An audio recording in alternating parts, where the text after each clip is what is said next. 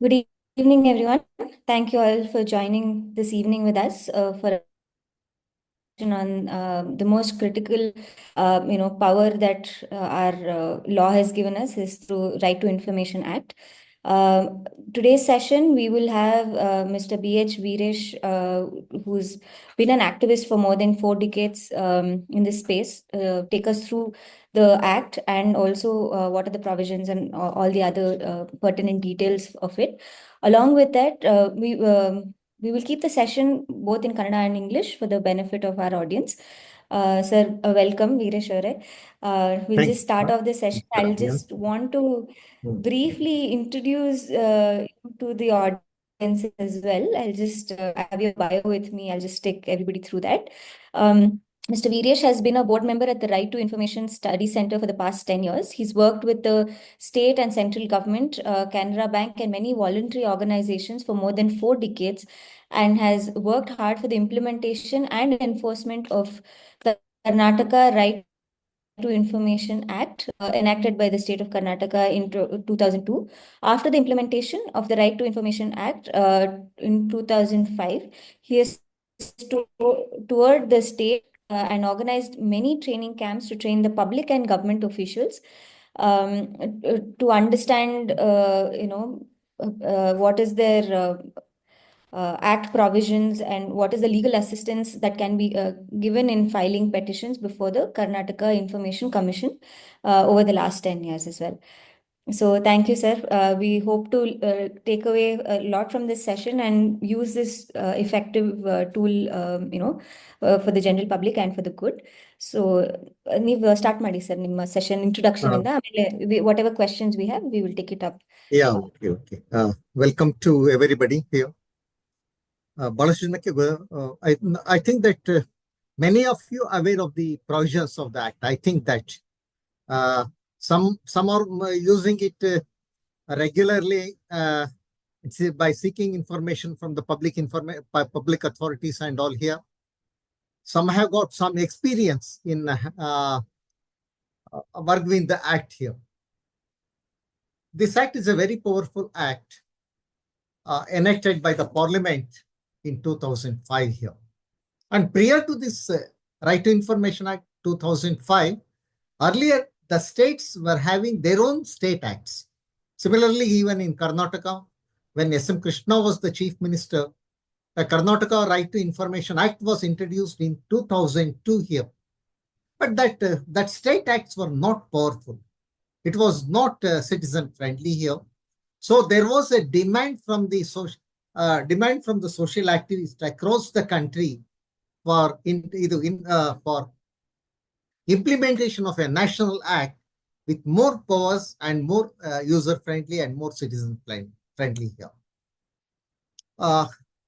I think I can continue with the Kannada, no problem, Rashita. Sure, sir. ಇದು ಮಾಹಿತಿ ಹಕ್ಕು ಅಂತಕ್ಕಂಥದ್ದು ಜನರ ಬೇಡಿಕೆಯ ಮೇರೆಗೆ ಜನರಿಂದಲೇ ರಚಿತವಾದಂತಹ, ಜನರ ಆಗ್ರಹದ ಮೇಲೆ ಜಾರಿಗೊಂಡಂತಹ ಮೊಟ್ಟ ಮೊದಲ ಕಾನೂನು, ಸ್ವಾತಂತ್ರ್ಯಾನಂತರ ಬಂದಂತಹ ಕಾನೂನು ಇದು ಮಾಹಿತಿ ಹಕ್ಕು ಕಾನೂನು. The very objective of this act is to bring transparency in the administration. ಕನ್ನಡದಲ್ಲಿ ಪಾರದರ್ಶಕತೆ ಅಂತ ಹೇಳ್ತೀವಿ. Accountability, ಹೊಣೆಗಾರಿಕೆ, that each public servant should be responsible for his acts. And the third is people's participation in public administration. ಇದು ಕನ್ನಡದಲ್ಲಿ ಹೇಳೋದಾದ್ರೆ 3 ಪ್ರಮುಖ ಅಂಶಗಳು. ಆಡಳಿತದಲ್ಲಿ ಪಾರದರ್ಶಕತೆ. There must be a total transparency in the administration. So whatever the government does, it should be in the public domain here. People should know what the government is doing. What is the rationale behind bringing this act? I will come to that one here.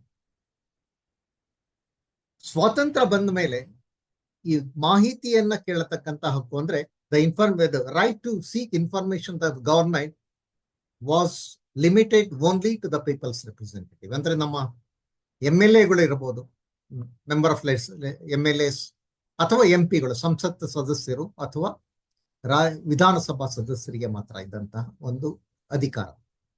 It was limited only to the people's representative.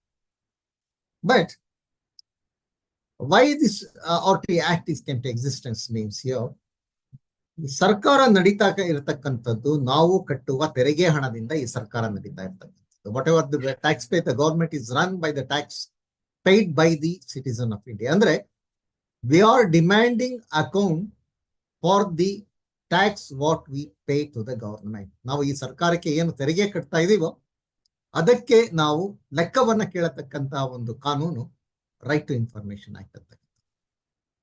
ಈ ಕಾನೂನು ಬರಲಿಕ್ಕಿಂತ ಮುಂಚೆ ಕೇವಲ ಮಾಹಿತಿ ಕೇಳ್ತಕ್ಕಂಥ ಅಧಿಕಾರ ಇದ್ದಿದ್ದು ಶಾಸಕರು ಮತ್ತು ಸಂಸದರಿಗೆ ಮಾತ್ರ. ಆದರೆ ಈ ಕಾನೂನು ಈ ದೇಶದ ಎಲ್ಲ ನಾಗರಿಕರಿಗೆ ಮಾಹಿತಿಯನ್ನ ಪಡೆಯುವ ಹಕ್ಕನ್ನ ಕೊಟ್ಟಿರ್ತಕ್ಕಂಥದ್ದು. The citizens will have the right to seek information from the public authorities. ಈ ಕಾನೂನು ಪ್ರಮುಖವಾಗಿ 5 ಅಧಿಕಾರಗಳನ್ನ ಜನರಿಗೆ ನೀಡ್ತಾ ಇರ್ತಕ್ಕಂಥದ್ದು. ಮೊದಲನೆಯದು, ಸರ್ಕಾರಿ ಕಚೇರಿಗಳ ಕಡತದಲ್ಲಿ ಇರತಕ್ಕಂತಹ ದಾಖಲೆಗಳ ದೃಢೀಕೃತ ಪ್ರತಿಗಳನ್ನ ಪಡೆಯತಕ್ಕಂತಹ ಹಕ್ಕನ್ನು ಕೊಟ್ಟಿರ್ತಕ್ಕಂಥ. That is the first write given by the given under the RT Act is seeking certified copy of the documents available with the public authorities ಅಂತಕ್ಕಂಥದ್ದು. ಎರಡನೆಯ ಒಂದು ಅಧಿಕಾರ ಇರ್ತಕ್ಕಂಥದ್ದು ಇನ್ಸ್ಪೆಕ್ಷನ್ ಆಫ್ ಡಾಕ್ಯುಮೆಂಟ್ಸ್ ಅಂತ ಹೇಳ್ತೀವಿ. ಅಂದ್ರೆ ಯಾವುದೇ ಸರ್ಕಾರಿ ಕಚೇರಿಯಲ್ಲಿ ಇರ್ತಕ್ಕಂತಹ ಯಾವುದೇ ದಾಖಲೆಗಳನ್ನ ಪರಿವೀಕ್ಷಿಸುವ ಹಕ್ಕು. ಇನ್ಸ್ಪೆಕ್ಷನ್ ಅಂದ್ರೆ ನೀವು RTI ನಲ್ಲಿ ಅರ್ಜಿ ಹಾಕಿ ಒಂದು ಯಾವುದೇ ಬೇಕಾದಂತಹ ನಿರ್ದಿಷ್ಟವಾದ ಕಡತವನ್ನ ನೀವು ಪರಿವೀಕ್ಷಿಸಬಹುದು. ಅಂದ್ರೆ inspection you can do it. During inspection the whole file will be given to you in presence of the public information officer. Even you can go through the file, you can note down the points which are available in the file here. This is called the inspection of files. This is the second power given under the RT Act is inspection of files. The third right given to the citizen under the Right to Information Act is inspection of works.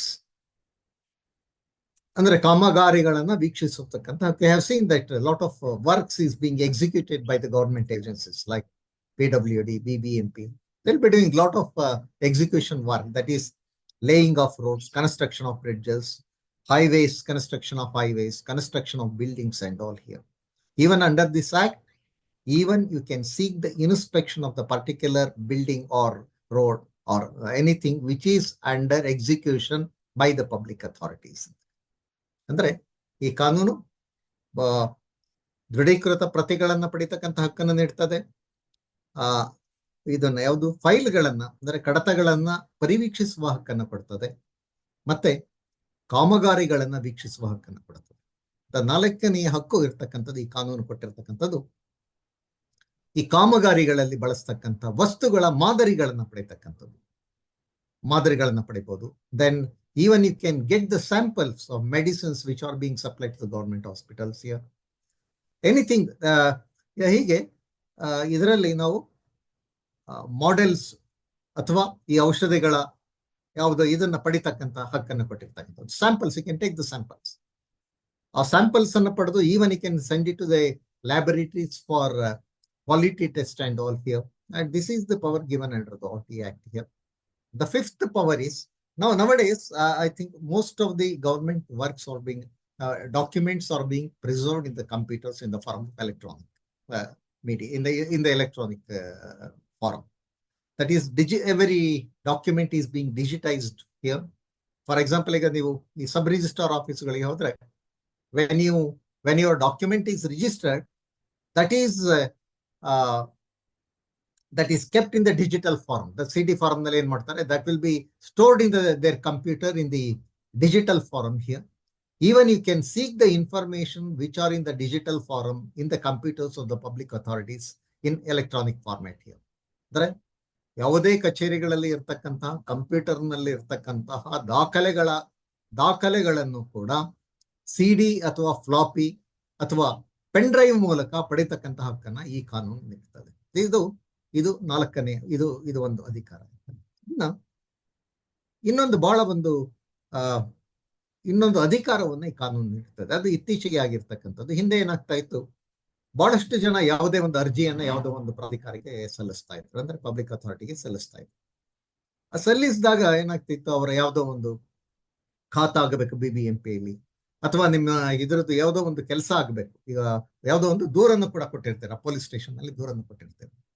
ಆ ದೂರನ್ನ ಬಗ್ಗೆ ತೆಗೆದುಕೊಂಡ ಕ್ರಮವನ್ನ ಕೇಳತಕ್ಕಂತ ಅಧಿಕಾರವನ್ನ ಈ ಕಾನೂನಿನಲ್ಲಿ ಮಾಹಿತಿ ಹಕ್ಕು ನೀಡ್ತಾರೆ.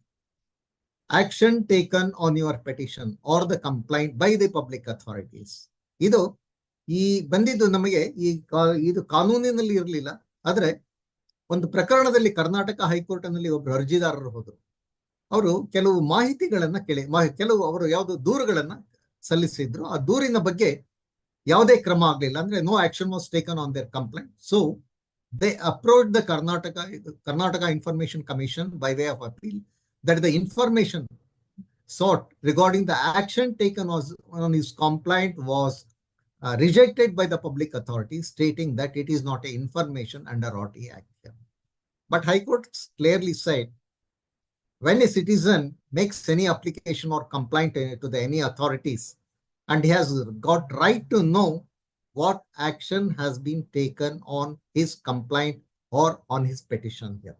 ಹೀಗಾಗಿ ಇದು ಒಂದು ಈ ಕಾನೂನಿನಲ್ಲಿ ಹೈಕೋರ್ಟ್ ಆದೇಶದ ಮೂಲಕ ಬಂದಂತಹ ಇದು ಒಂದು ಹಕ್ಕು. ನಾಗರಿಕನಿಗೆ ಅವನು ಸಲ್ಲಿಸಿದಂತಹ ದೂರು ಅಥವಾ ಅರ್ಜಿಗೆ ಸಂಬಂಧಪಟ್ಟ ಹಾಗೆ ತೆಗೆದುಕೊಂಡ ಕ್ರಮವನ್ನು ಕೇಳ್ತಕ್ಕಂಥದ್ದು. ಅಂದ್ರೆ ನಾವು you are clear that this act gives you the 6 rights. That is, one is getting the certified copies of the documents, inspection of files, inspection of works, seeking models or samples used in works, then getting the information from the public authorities which are in the electronic format, and the 6th is action taken report on the complaints or petition made by the citizens. ಇದು ಈ ಕಾನೂನು ಈ ರೀತಿಯ 5 ವಿಶಿಷ್ಟವಾದಂತಹ ಹಕ್ಕನ್ನ ಈ ನಾಗರಿಕನಿಗೆ ನೋಡ್ತಾರೆ. ತಾವು ನೋಡಿದ್ದೀರಾ, ನಮ್ಮ ಸಂಸದರಿಗೆ ಮತ್ತೆ ಶಾಸಕರಿಗೆ ಇದ್ದಂತಹ ಹಕ್ಕು ಕೇವಲ ಅವರಿಗಿರ್ತಕ್ಕಂಥ ಹಕ್ಕು ಅವರಿಗೆ ಬೇಕಾದ ಮಾಹಿತಿಯನ್ನ ಸ್ಪೀಕರ್, ಯಾವುದು ವಿಧಾನಸಭೆಯ ಸ್ಪೀಕರ್ ಆಗಿರ್ಬೋದು ಅಥವಾ ಸಂಸತ್ ಪಾರ್ಲಿಮೆಂಟಿನ ಸ್ಪೀಕರ್ ಆಗಿರ್ಬೋದು, ಅವರ ಮೂಲಕ ಸ್ಟಾರ್ಡ್ ಮತ್ತೆ ಅನ್ಸ್ಟಾರ್ಡ್ ಕ್ವಶನ್ ಅಂತ ಹೇಳ್ತೀವಿ, ಚುಕ್ಕೆ ಗುರುತು ಮತ್ತು ಚುಕ್ಕೆ ಗುರುತಲ್ಲದ ಪ್ರಶ್ನೆಗಳನ್ನ ಕೇಳಿ ಅವರ ಮೂಲಕ ಆ ಪ್ರಶ್ನೆಗೆ ಮಾಹಿತಿಯನ್ನ ಪಡೆಯತಕ್ಕಂಥ ಹಕ್ಕು ಕೇವಲ ಸೀಮಿತವಾಗಿದ್ದು ನಮ್ಮ ಸಂಸದರಿಗೆ ಮತ್ತೆ ಶಾಸಕರಿಗೆ ಇದ್ದಂತ. ಆದ್ರೆ ಈ ಕಾನೂನು ಆದ್ರೆ ಶಾಸಕರಿಗೆ ಅಥವಾ ಸಂಸದರಿಗೆ ಈ ಕಾಮಗಾರಿಗಳನ್ನ ವೀಕ್ಷಿಸುವ ಹಕ್ಕಿರ್ಬೋದು, ಕಡತಗಳನ್ನು ಪರಿವೀಕ್ಷಿಸುವ ಹಕ್ಕಿರ್ಬೋದು, ಅಥವಾ ಮಾದರಿಗಳನ್ನ ಪಡಿತಕ್ಕಂಥ ಹಕ್ಕು ಇರ್ಲಿಲ್ಲ ಅವರಿಗೆ. ಈ ಕಾನೂನು ಈ ದೇಶದ ನಾಗರಿಕನಿಗೆ ಸಂಸದ ಮತ್ತು ಶಾಸಕರಿಗೆ ಇಲ್ಲದಂತಹ ಇನ್ನೂ ಅಪರಿಮಿತವಾದ ಅಧಿಕಾರವನ್ನ ಈ ಮಾಹಿತಿ ಹಕ್ಕಿನ ಮೂಲಕ ನಮಗೆ ಈ ಕಾನೂನು ನೀಡಿರ್ತದೆ. ಇನ್ನು ಎರಡನೇದು, ಯಾರಿಂದ ನಾವು ಮಾಹಿತಿಯನ್ನ ಪಡೆಯುವುದು. ನಾನು ನಿಮ್ಗೆ ಹೇಳ್ತಾ ಇದ್ದೆ, ಪಬ್ಲಿಕ್ ಅಥಾರಿಟೀಸ್ ಅನ್ನ ಪದಗಳನ್ನ ಯೂಸ್ ಮಾಡ್ತಿದ್ದೆ. ನಾವು ಎಲ್ಲಿಂದ ಮಾಹಿತಿ ಪಡಿಬಹುದು ಅಂತಕ್ಕಂಥದ್ದು. ಪಬ್ಲಿಕ್ ಅಥಾರಿಟೀಸ್ ಕನ್ನಡದಲ್ಲಿ ಸಾರ್ವಜನಿಕ ಪ್ರಾಧಿಕಾರಗಳು ಅಂತೇಳಿ ಹೇಳ್ತೀವಿ. ಸಾರ್ವಜನಿಕ ಪ್ರಾಧಿಕಾರಗಳು ಅಂತಂದ್ರೆ ಯಾರು ಅಂತಕ್ಕಂಥದ್ದು. ನಾವು ಮಾಹಿತಿಯನ್ನ ಯಾರಿಂದ ಪಡಿಬಹುದು? ನಮ್ಮ ಸರ್ಕಾರಿ ಕಚೇರಿಗಳನ್ನು ಪಡಿಬಹುದು. ರಾಜ್ಯ ಸರ್ಕಾರದ ಕಚೇರಿಗಳಿರಬಹುದು, ಕೇಂದ್ರ ಸರ್ಕಾರದ ಕಚೇರಿಗಳಿಂದ ನಾವು ಮಾಹಿತಿಯನ್ನು ಪಡಿಬಹುದು. ಕೇಂದ್ರ ಸರ್ಕಾರ ಅಥವಾ ರಾಜ್ಯ ಸರ್ಕಾರದ ಅಧೀನ ಸಂಸ್ಥೆಗಳಿಂದ ಪಡಿಬಹುದು. ಫಾರ್ ಎಕ್ಸಾಂಪಲ್, ಅಧೀನ ಸಂಸ್ಥೆಗಳು ಅಂತಂದ್ರೆ ಯಾವ್ದು ಬರ್ತದೆ? ವಿಶ್ವವಿದ್ಯಾನಿಲಯಗಳು ಬರ್ತದೆ, ಬ್ಯಾಂಕ್ಗಳು ಬರ್ತದೆ, ಈ ಬೋರ್ಡ್ಗಳು ಬರ್ತದೆ, ಯಾವುದು ಈ ಕಾರ್ಪೊರೇಷನ್ಸ್ ಇರ್ಬೋದು, ಸಿಟಿ ಮುನ್ಸಿಪಾಲಿಟೀಸ್, ಅಥವಾ BBMP, ಈ ತರದ್ದೆಲ್ಲ ಅಂದ್ರೆ ಸರ್ಕಾರದ ಅಧೀನದಲ್ಲಿರ್ತಕ್ಕಂಥ ಸಂಸ್ಥೆಗಳು. ದೆನ್ ಶಾಸನಬದ್ಧ ಸಂಸ್ಥೆಗಳು, ಶಾಸನದ ಒಂದು ಆಧಾರದಿಂದ ರಚಿತವಾದಂತಹ ಸಂಸ್ಥೆಗಳು, ಯೂನಿವರ್ಸಿಟೀಸ್ ಇರ್ಬೋದು, ನ್ಯಾಯಾಲಯಗಳು ಇರ್ಬೋದು. ಹೀಗೆ ಇಂಥ ಸಂಸ್ಥೆಗಳಿಂದ ನಾವು ಮಾಹಿತಿಯನ್ನ ಪಡಿತಕ್ಕಂಥ ಹಕ್ಕನ್ನು ಹೊಂದಿರತಕ್ಕಂಥ. ಇನ್ನು ನಾಲ್ಕನೇದು, from the organisations which are getting grant in aid by the government. ಅಂದ್ರೆ ಸರ್ಕಾರದಿಂದ ಅನುದಾನ ಪಡಿತಾ ಇರತಕ್ಕಂತಹ ಎಲ್ಲ ಸಂಸ್ಥೆಗಳಿಂದ ನಾವು ಮಾಹಿತಿಯನ್ನು ಪಡೆಯುತ್ತೆ. ಉದಾಹರಣೆಗೆ, ಈಗ ನಮ್ಮಲ್ಲಿ ಅನುದಾನಿತ ಶಾಲೆಗಳು, ಮತ್ತೆ ಯಾವುದೇ ಸಂಸ್ಥೆಗೆ ಒಂದು ಸರ್ಕಾರ ಅನುದಾನ ಕೊಡ್ತಾ ಇದ್ರೆ, ಅದಕ್ಕೆ ಅಂದ್ರೆ ಗ್ರಾಂಟ್ ಅನ್ನ ಕೊಡ್ತಾ ಇದ್ರೆ, ಅಂತಹ ಸಂಸ್ಥೆಗಳಿಂದನೂ ಕೂಡ ನಾವು ಮಾಹಿತಿಯನ್ನು ಪಡಿತಕ್ಕಂತಹ ಹಕ್ಕನ್ನು ಹೊಂದಿದ್ದೇವೆ. ಮತ್ತೆ ಈ ಮಾಹಿತಿ ಹಕ್ಕು ಕಾನೂನು ನ್ಯಾಯಾಲಯಗಳಿಂದನೂ ಕೂಡ ಮಾಹಿತಿ ಪಡಿತಕ್ಕಂತಹ ಹಕ್ಕು. ನಾವು ಹಿಂದೆ ನೋಡಿದ್ರೆ ಮಾಹಿತಿ ಈ ಕೋರ್ಟ್ಗಳಿಂದ ಯಾವುದೇ ಮಾಹಿತಿ ಪಡಿಬೇಕಾಗಿದ್ರು ಹಿಂದೆ ನಮ್ಮ ಅಡ್ವೊಕೇಟ್ ಮೂಲಕ ಅರ್ಜಿಯನ್ನ ಹಾಕಿ ಆ ಅರ್ಜಿ ಅವರ ಮೂಲಕ ಮತ್ತೆ ಅದಕ್ಕೆ ಶುಲ್ಕವನ್ನ ಕಟ್ಟಿ ತೆಗೆದುಕೊಳ್ತಕ್ಕಂಥ ಒಂದಿತ್ತು. ಆದರೆ ಈ ಕಾನೂನಿನಲ್ಲಿ ಮಾಹಿತಿ ಹಕ್ಕನ್ನು ಉಪಯೋಗಿಸಿ ನ್ಯಾಯಾಲಯಗಳ ಅವರ ಹತ್ರ ಇರ್ತಕ್ಕಂಥ ದಾಖಲೆಗಳ ದೃಢೀಕೃತ ಪ್ರತಿಗಳನ್ನ ಪಡಿತಕ್ಕಂಥ ಹಕ್ಕನ್ನ ಈ ಕಾನೂನು ನಮಗೆ ನೀಡಿರ್ತಕ್ಕಂಥ. ಅಂದ್ರೆ ಈ ಕಾನೂನು ಎಲ್ಲಿಂದ ಪಡಿಬಹುದು? ನಾವು ಪಬ್ಲಿಕ್ ಅಥಾರಿಟೀಸ್ ಅಂತೇಳಿ ನಾವು ಹೇಳ್ತೀವಿ. ಎಲ್ಲ ಪಬ್ಲಿಕ್ ಅಥಾರಿಟಿಗಳಿಂದ ಅಂದ್ರೆ ಸಾರ್ವಜನಿಕ ಪ್ರಾಧಿಕಾರಗಳಿಂದ ಈ ಮಾಹಿತಿ ಹಕ್ಕನ್ನು ಪಡಿಬಹುದು. ಈ ಮಾಹಿತಿ ಹಕ್ಕು ಎಲ್ಲ ಸಾರ್ವಜನಿಕ ಪ್ರಾಧಿಕಾರಗಳಿಗೆ ನಮಗೆ ಆಗ್ತದೆ. ಈ ಮಾಹಿತಿಯನ್ನ ಯಾರನ್ನ ನೀಡ್ತಾರೆ ಅಂತಕ್ಕಂಥದ್ದು ಒಂದು. ಈ ಕಾನೂನು ಬಂದ್ಮೇಲೆ ಎಲ್ಲ ಸಾರ್ವಜನಿಕ ಪ್ರಾಧಿಕಾರಗಳ ಪಬ್ಲಿಕ್ ಅಥಾರಿಟಿಗಳಲ್ಲಿ ಸಾರ್ವಜನಿಕ ಮಾಹಿತಿ ಅಧಿಕಾರಿ ಅಥವಾ ಪಬ್ಲಿಕ್ ಇನ್ಫಾರ್ಮೇಶನ್ ಆಫೀಸರ್ ಅವರುಗಳನ್ನ they have been appointed in all the public authorities. ಅಂದ್ರೆ ಅಲ್ಲಿ ಮಾಹಿತಿಯನ್ನ ಪಡೆಯಲಿಕ್ಕೆ ಅವರಿಗೆ ಕೆಲಸ ಇರತಕ್ಕಂಥದ್ದು, ಮಾಹಿತಿ ಹಕ್ಕಿನಡಿ ಅರ್ಜಿಯನ್ನು ಸಲ್ಲಿಸಿದವರಿಗೆ ಮಾಹಿತಿಯನ್ನು ನೀಡತಕ್ಕಂಥ ಕೆಲಸ ಅವರ ಕಾರ್ಯ ಇರತಕ್ಕಂಥದ್ದು ಸಾರ್ವಜನಿಕ ಮಾಹಿತಿ ಅಧಿಕಾರಿ ಅಂತೇಳಿ. ಎಲ್ಲ ಕಚೇರಿಗಳಲ್ಲೂ ಇವತ್ತು ಸಾರ್ವಜನಿಕ ಮಾಹಿತಿ ಅಧಿಕಾರಿಗಳ ನಿಯುಕ್ತ ಆಗಿರ್ತಕ್ಕಂಥದ್ದನ್ನು ನಾವು ನೋಡ್ತಾ ಇದ್ದೇವೆ. ಅಂದ್ರೆ ಅವರ ಕರ್ತವ್ಯ, ಯಾವುದೇ ನಾಗರಿಕರು ಅರ್ಜಿಯನ್ನು ಸಲ್ಲಿಸಬೇಕಾದ್ರೆ ಸಲ್ಲಿಸಿದ ಅರ್ಜಿ ಸಾರ್ವಜನಿಕ ಮಾಹಿತಿ ಅಧಿಕಾರಿ ಹೋಗ್ತದೆ. ಆ ಸಾರ್ವಜನಿಕ ಮಾಹಿತಿ ಅಧಿಕಾರಿ ಅದನ್ನ ನೋಡಿ ಈ ಮಾಹಿತಿಯನ್ನ ಕೊಡ್ಲಿಕ್ಕೆ ಅದನ್ನ ಏನೋ ಒಂದು ಪ್ರಕ್ರಿಯೆಯನ್ನು ಶುರು ಮಾಡ್ತಾರೆ. ಇದು ಎಲ್ಲ ಇದರಲ್ಲೂ ಕೂಡ ಸಾರ್ವಜನಿಕ ಮಾಹಿತಿ ಅಧಿಕಾರಿಯನ್ನು ನಿಯುಕ್ತಿ ಮಾಡ್ತಾರೆ. ಯಾರು ಮಾಹಿತಿಯನ್ನ ಪಡಿತಕ್ಕಂಥದ್ದು, ಯಾರಿಗೆ ಹಕ್ಕಿರ್ತಕ್ಕಂಥದ್ದು ಮಾಹಿತಿ? ಈ ಕಾನೂನು ಹೇಳ್ತದೆ citizen of India, all citizen of India have the right to seek information without the act ಅಂತಕ್ಕಂಥದ್ದು. ಅಂದ್ರೆ ಈ ದೇಶದ ಎಲ್ಲ ನಾಗರಿಕರಿಗೂ ಕೂಡ ಮಾಹಿತಿ ಹಕ್ಕಿನಡಿ ಮಾಹಿತಿಯನ್ನ ಪಡೆಯುವ ಹಕ್ಕನ್ನ ಈ ಕಾನೂನು ನೀಡಿರ್ತಕ್ಕಂಥದ್ದು. ನಾಗರಿಕ ಅಂತಂದ್ರೆ ಕೇವಲ ಮೇಜರ್ ಅಂದ್ರೆ 18 ವರ್ಷ ಆಗಿರ್ಲೇಬೇಕು ಅಂತೇನಿಲ್ಲ. ಈವನ್ 18 ವರ್ಷದ ಕೆಳಗಿನವರು ಕೂಡ ಮಾಹಿತಿ ಹಕ್ಕಿನಲ್ಲಿ ಅರ್ಜಿಯನ್ನ ಸಲ್ಲಿಸಿ ಮಾಹಿತಿ ಪಡೆಯುವ ಹಕ್ಕನ್ನ ಈ ಕಾನೂನು ನಮಗೆ ನೀಡಿರ್ತದೆ. ಅಂದ್ರೆ ಈಗ ನಮಗೆ I think we are clear what is ಇಲ್ಲಿ. ಆಮೇಲೆ ವಾಟ್ ಈಸ್ ಇನ್ಫಾರ್ಮೇಶನ್ ಅಂತ ಬರ್ತದೆ. ಏನು ಮಾಹಿತಿಯನ್ನ ನಾವು ಕೇಳಬಹುದು.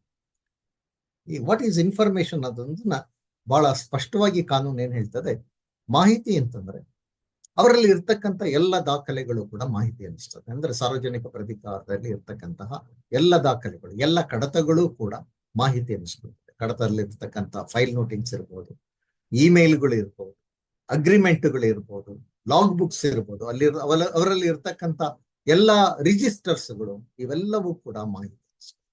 ಹೀಗಾಗಿ ಈ ಮಾಹಿತಿಗಳನ್ನ ನಾವು ಮಾಹಿತಿ ಹಕ್ಕಿನಲ್ಲಿ ಪಡಿತಕ್ಕಂಥ ಒಂದು ಅಧಿಕಾರವನ್ನು ಹೊಂದಿರ್ತೀವಿ. ಈ ಅರ್ಜಿಯನ್ನ ಸಲ್ಲಿಸಲಿಕ್ಕೆ ಬಹಳ ಸರಳವಾದಂತಹ ವಿಧಾನ ಮಾಡಿದ್ದಾರೆ. ಒಂದು ಅರ್ಜಿಯ ನಮೂನೆಯನ್ನು ಕೂಡ ಈ ಕಾನೂನಿನಲ್ಲಿ ಕೊಟ್ಟಿದ್ದಾರೆ. ಅದರಲ್ಲಿ ನಾವು ಯಾವ ಕಚೇರಿಗೆ ನಾವು ಮಾಹಿತಿ ಕೇಳ್ತೇವೆ ಆ ಕಚೇರಿಯ ಮುಖ್ಯಸ್ಥರಿಗೆ ಅಥವಾ ಸಾರ್ವಜನಿಕ ಮಾಹಿತಿ ಅಧಿಕಾರಿಗೆ ನಾವು ಒಂದು ಅರ್ಜಿಯನ್ನ ಕಳಿಸ್ಬೇಕಾಗ್ತದೆ. ಅದರಲ್ಲಿ ಒಂದು ಉದಾಹರಣೆಗೆ ನೀವೊಂದು ಈ ಪೊಲೀಸ್ ಸ್ಟೇಷನ್ ಇಂದ ಯಾವುದೋ ಒಂದು ಮಾಹಿತಿ ಬೇಕಾಗಿರ್ತದೆ, ಯಾವುದೋ ಒಂದು FIR ಕಾಪಿ ಬೇಕಾಗಿರ್ತದೆ, ಅಥವಾ ನಿಮ್ದೇ ಯಾವ್ದು ಕಂಪ್ಲೇಂಟ್ ಅಲ್ಲಿ ಇರ್ತದೆ, FIR ಆಗಿರ್ತದೆ. ಆ ಕಂಪ್ಲೇಂಟ್ ಬಗ್ಗೆ ನೀವು ಮಾಹಿತಿನ ಕೇಳಲಿಕ್ಕೆ ಹೋಗ್ತೀರಾ. ಅವಾಗ ಒಂದು ಅರ್ಜಿಯನ್ನ ಬಹಳ ಸರಳವಾಗಿರ್ತಕ್ಕಂಥ ಅರ್ಜಿಯ ಒಂದು ನಮೂನೆಯನ್ನು ಕೂಡ ಕೊಟ್ಟಿದ್ದಾರೆ.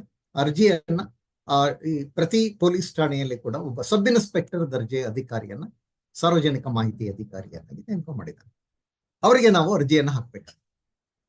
ಸಾರ್ವಜನಿಕ ಮಾಹಿತಿ ಅಧಿಕಾರಿಗೆ ಅರ್ಜಿಯನ್ನು ಹಾಕಿ ನಾವು ಏನು ಮಾಹಿತಿ ಬೇಕೋ ಅದನ್ನ ಬಹಳ ಸ್ಪಷ್ಟವಾದಂತ ಯಾವ ದಾಖಲೆಗಳು ಬೇಕೋ ಅದನ್ನು ನಾವು ದಾಖಲೆಗಳನ್ನು ಕೇಳಬೇಕಾಗ್ತದೆ.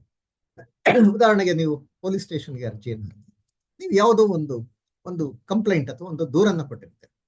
ಆ ದೂರಿನ ಬಗ್ಗೆ ತೆಗೆದುಕೊಂಡ ಕ್ರಮ ಕೇಳಬಹುದು, ಅಥವಾ ದೂರಿನ ಕಡತದಲ್ಲಿ ಇರ್ತಕ್ಕಂಥ ಎಲ್ಲ ದಾಖಲೆಗಳ ದೃಢೀಕೃತ ಪ್ರತಿಗಳನ್ನ ನೀವು ಕೇಳಬಹುದು, ಅಥವಾ ನಿಮಗೆ ಯಾವುದೋ ಒಂದು FIR ಕಾಪಿ ಬೇಕಾಗ್ತದೆ, ನಿರ್ದಿಷ್ಟವಾಗಿ ಬರಿಬೇಕು. ಇಂತಹ ದಾಖಲೆಯ ದೃಢೀಕೃತ ಪ್ರತಿ ಬೇಕು ಅಂತ ನಾವು ಅರ್ಜಿಯನ್ನು ಸಲ್ಲಿಸಬೇಕು. ಮತ್ತೆ ಈ ಅರ್ಜಿಯನ್ನು ಸಲ್ಲಿಸಬೇಕಾದ್ರೆ ಏನಾಗಿದೆ, ಅರ್ಜಿಯನ್ನು ಸಲ್ಲಿಸಬೇಕಾದ್ರೆ ಒಂದು ನಿಯಮ ಇದೆ, ಒಂದು ಫೀಸ್ ಕೂಡ ಅಂತ ಮಾಡಿದ್ದಾರೆ. ಅಂದ್ರೆ ಈ ಮಾಹಿತಿ ಹಕ್ಕು ಕಾನೂನಿನಲ್ಲಿ ಯಾವುದು ಕೂಡ ಉಚಿತವಾಗಿರುವುದು. ಎಲ್ಲವನ್ನು ಕೂಡ ನಾವು ಅದಕ್ಕೆ ಹಣವನ್ನ ಕೊಟ್ಟು ಪಡಿಬೇಕಾದ ಒಂದು ಅವಕಾಶವನ್ನ ಸರ್ಕಾರ ಕೊಟ್ಟಿರ್ತಕ್ಕಂಥ. ಅದು ನಾವು ಅರ್ಜಿಯ ಜೊತೆ ಒಂದು 10 ರೂಪಾಯಿಯ ಫೀಸನ್ನ ಕರ್ನಾಟಕದಲ್ಲಿ ಇವತ್ತು ಅದಕ್ಕೆ ಒಂದು ನಿಗದಿ ಮಾಡಿದ್ದಾರೆ. ಕೇಂದ್ರ ಸರ್ಕಾರವು ಕೂಡ ಕೇಂದ್ರ ಸರ್ಕಾರದಿಂದ ಕಚೇರಿಯಿಂದ ಪಡಿಬೇಕು ಅಂತಂದ್ರೆ ಅದಕ್ಕೂ ಕೂಡ 10 ರೂಪಾಯಿಯ ಒಂದು ಶುಲ್ಕವನ್ನ ಇವತ್ತು ನಿಗದಿ ಮಾಡಿರ್ತಕ್ಕಂಥದ್ದು. ಆ ಶುಲ್ಕವನ್ನ ನಾವು ಡಿ ಮೂಲಕ ಪೇ ಮಾಡಬಹುದು, ಅಥವಾ 10 ರೂಪಾಯಿನ ಪೋಸ್ಟಲ್ ಆರ್ಡರ್ ಮೂಲಕ ಮಾಡಬಹುದು. ಅದರ ಜೊತೆ ಲಗತ್ತಿಸಬೇಕಾಗ್ತದೆ. ಮತ್ತೆ ಈ ಅರ್ಜಿಯನ್ನ ಸಾರ್ವಜನಿಕ ಮಾಹಿತಿ ಅಧಿಕಾರಿಗೆ ನಾವೇ ಮುಖತಃ ಹೋಗಿ ಕೊಟ್ಟು ಸಲ್ಲಿಸಿ 2 ಕಾಪಿಯನ್ನು ಮಾಡಿ ಅರ್ಜಿಯನ್ನ ಒಂದನ್ನ ಕೊಟ್ಟು ಇನ್ನೊಂದರ ಮೇಲೆ ಅದನ್ನ ಅಕ್ನಾಲಜ್ಮೆಂಟ್ ಪಡಿಬಹುದು, ಅಥವಾ ಸ್ಪೀಡ್ ಪೋಸ್ಟ್ ಅಥವಾ ರಿಜಿಸ್ಟರ್ಡ್ ಪೋಸ್ಟ್ ಮೂಲಕ ಮಾಡಬಹುದು. ಇತ್ತೀಚೆಗೆ ಎಲ್ಲ ರಾಜ್ಯಗಳಲ್ಲೂ ಕೂಡ, ಕರ್ನಾಟಕ ರಾಜ್ಯ ಇರಬಹುದು ಮತ್ತೆ ಸೆಂಟ್ರಲ್ ಕೇಂದ್ರ ಸರ್ಕಾರವು ಕೂಡ ಮಾಹಿತಿ ಹಕ್ಕಿನ ಅರ್ಜಿಯನ್ನ ಆನ್ಲೈನ್ ಮೂಲಕ ಸಲ್ಲಿಸುವಂತಹ ಒಂದು ವ್ಯವಸ್ಥೆಯನ್ನು ಕೂಡ ಮಾಡಿದೆ. ಆನ್ಲೈನ್ RTA ಆನ್ಲೈನ್ ಪೋರ್ಟಲ್ ಅಂತ ಇದೆ. ಆನ್ಲೈನ್ RTA ಪೋರ್ಟಲ್ ಒಂದು ರಿಜಿಸ್ಟರ್ ಮಾಡಿ ನೀವು ಒಂದು ಲಾಗಿನ್ ಕ್ರಿಯೇಟ್ ಮಾಡಿಕೊಂಡು ಅಲ್ಲಿ ಅರ್ಜಿಯನ್ನ ಸಲ್ಲಿಸಿ ಏನು ನಾವು ಶುಲ್ಕವನ್ನ ಕೊಡಬೇಕು ಆ ಶುಲ್ಕವನ್ನ ಫೀಸ್ ಇದನ್ನು ಆನ್ಲೈನ್ ಮೂಲಕ ಕೊಡ್ತಕ್ಕಂಥ ಒಂದು ವ್ಯವಸ್ಥೆಯನ್ನು ಕೂಡ ಇಲ್ಲಿ ಇವತ್ತು ಮಾಡಿರ್ತಕ್ಕಂಥದ್ದು.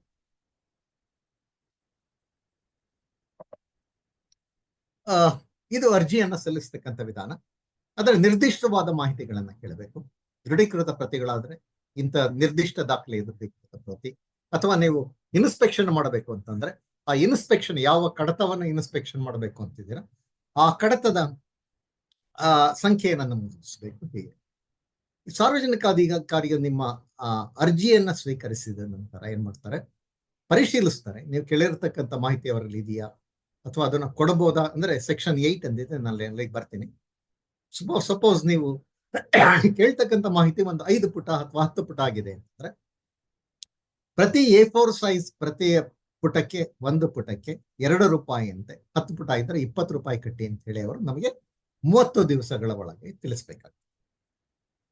ಈ ಕಾನೂನಿನಲ್ಲಿ ಬಹಳ ವಿಶಿಷ್ಟವಾದ ಅಂಶಗಳೇನು ಅಂದ್ರೆ ನಾವು ಒಂದು ಅರ್ಜಿಯನ್ನು ಹಾಕಿದ್ರೆ ಆ ಅರ್ಜಿಯನ್ನ 30 ದಿವಸಗಳ ಒಳಗಾಗಿ ಅವರು ಅದಕ್ಕೆ ಒಂದು ಉತ್ತರವನ್ನು ಕಳಿಸ್ಬೇಕಂದ್ರೆ ನಮಗೆ 30 ದಿವಸ ಒಳಗಾಗಿ ಮಾಹಿತಿ ಕೊಡಬೇಕು ಅಂತಕ್ಕಂಥದ್ದು ಈ ಕಾನೂನಲ್ಲಿ ಇರ್ತಕ್ಕಂಥ ಅಂಶ. ಹೇಳಿದ್ರೆ ಫೀಸ್ ಅನ್ನು ಕೊಡ್ತಕ್ಕಂಥದ್ದು, ಮತ್ತೆ ನಾವು ಕೇಳ್ತಕ್ಕಂಥ ಮಾಹಿತಿಗೂ ಫೀಸ್ ಅನ್ನು ಕಟ್ತಕ್ಕಂಥದ್ದು.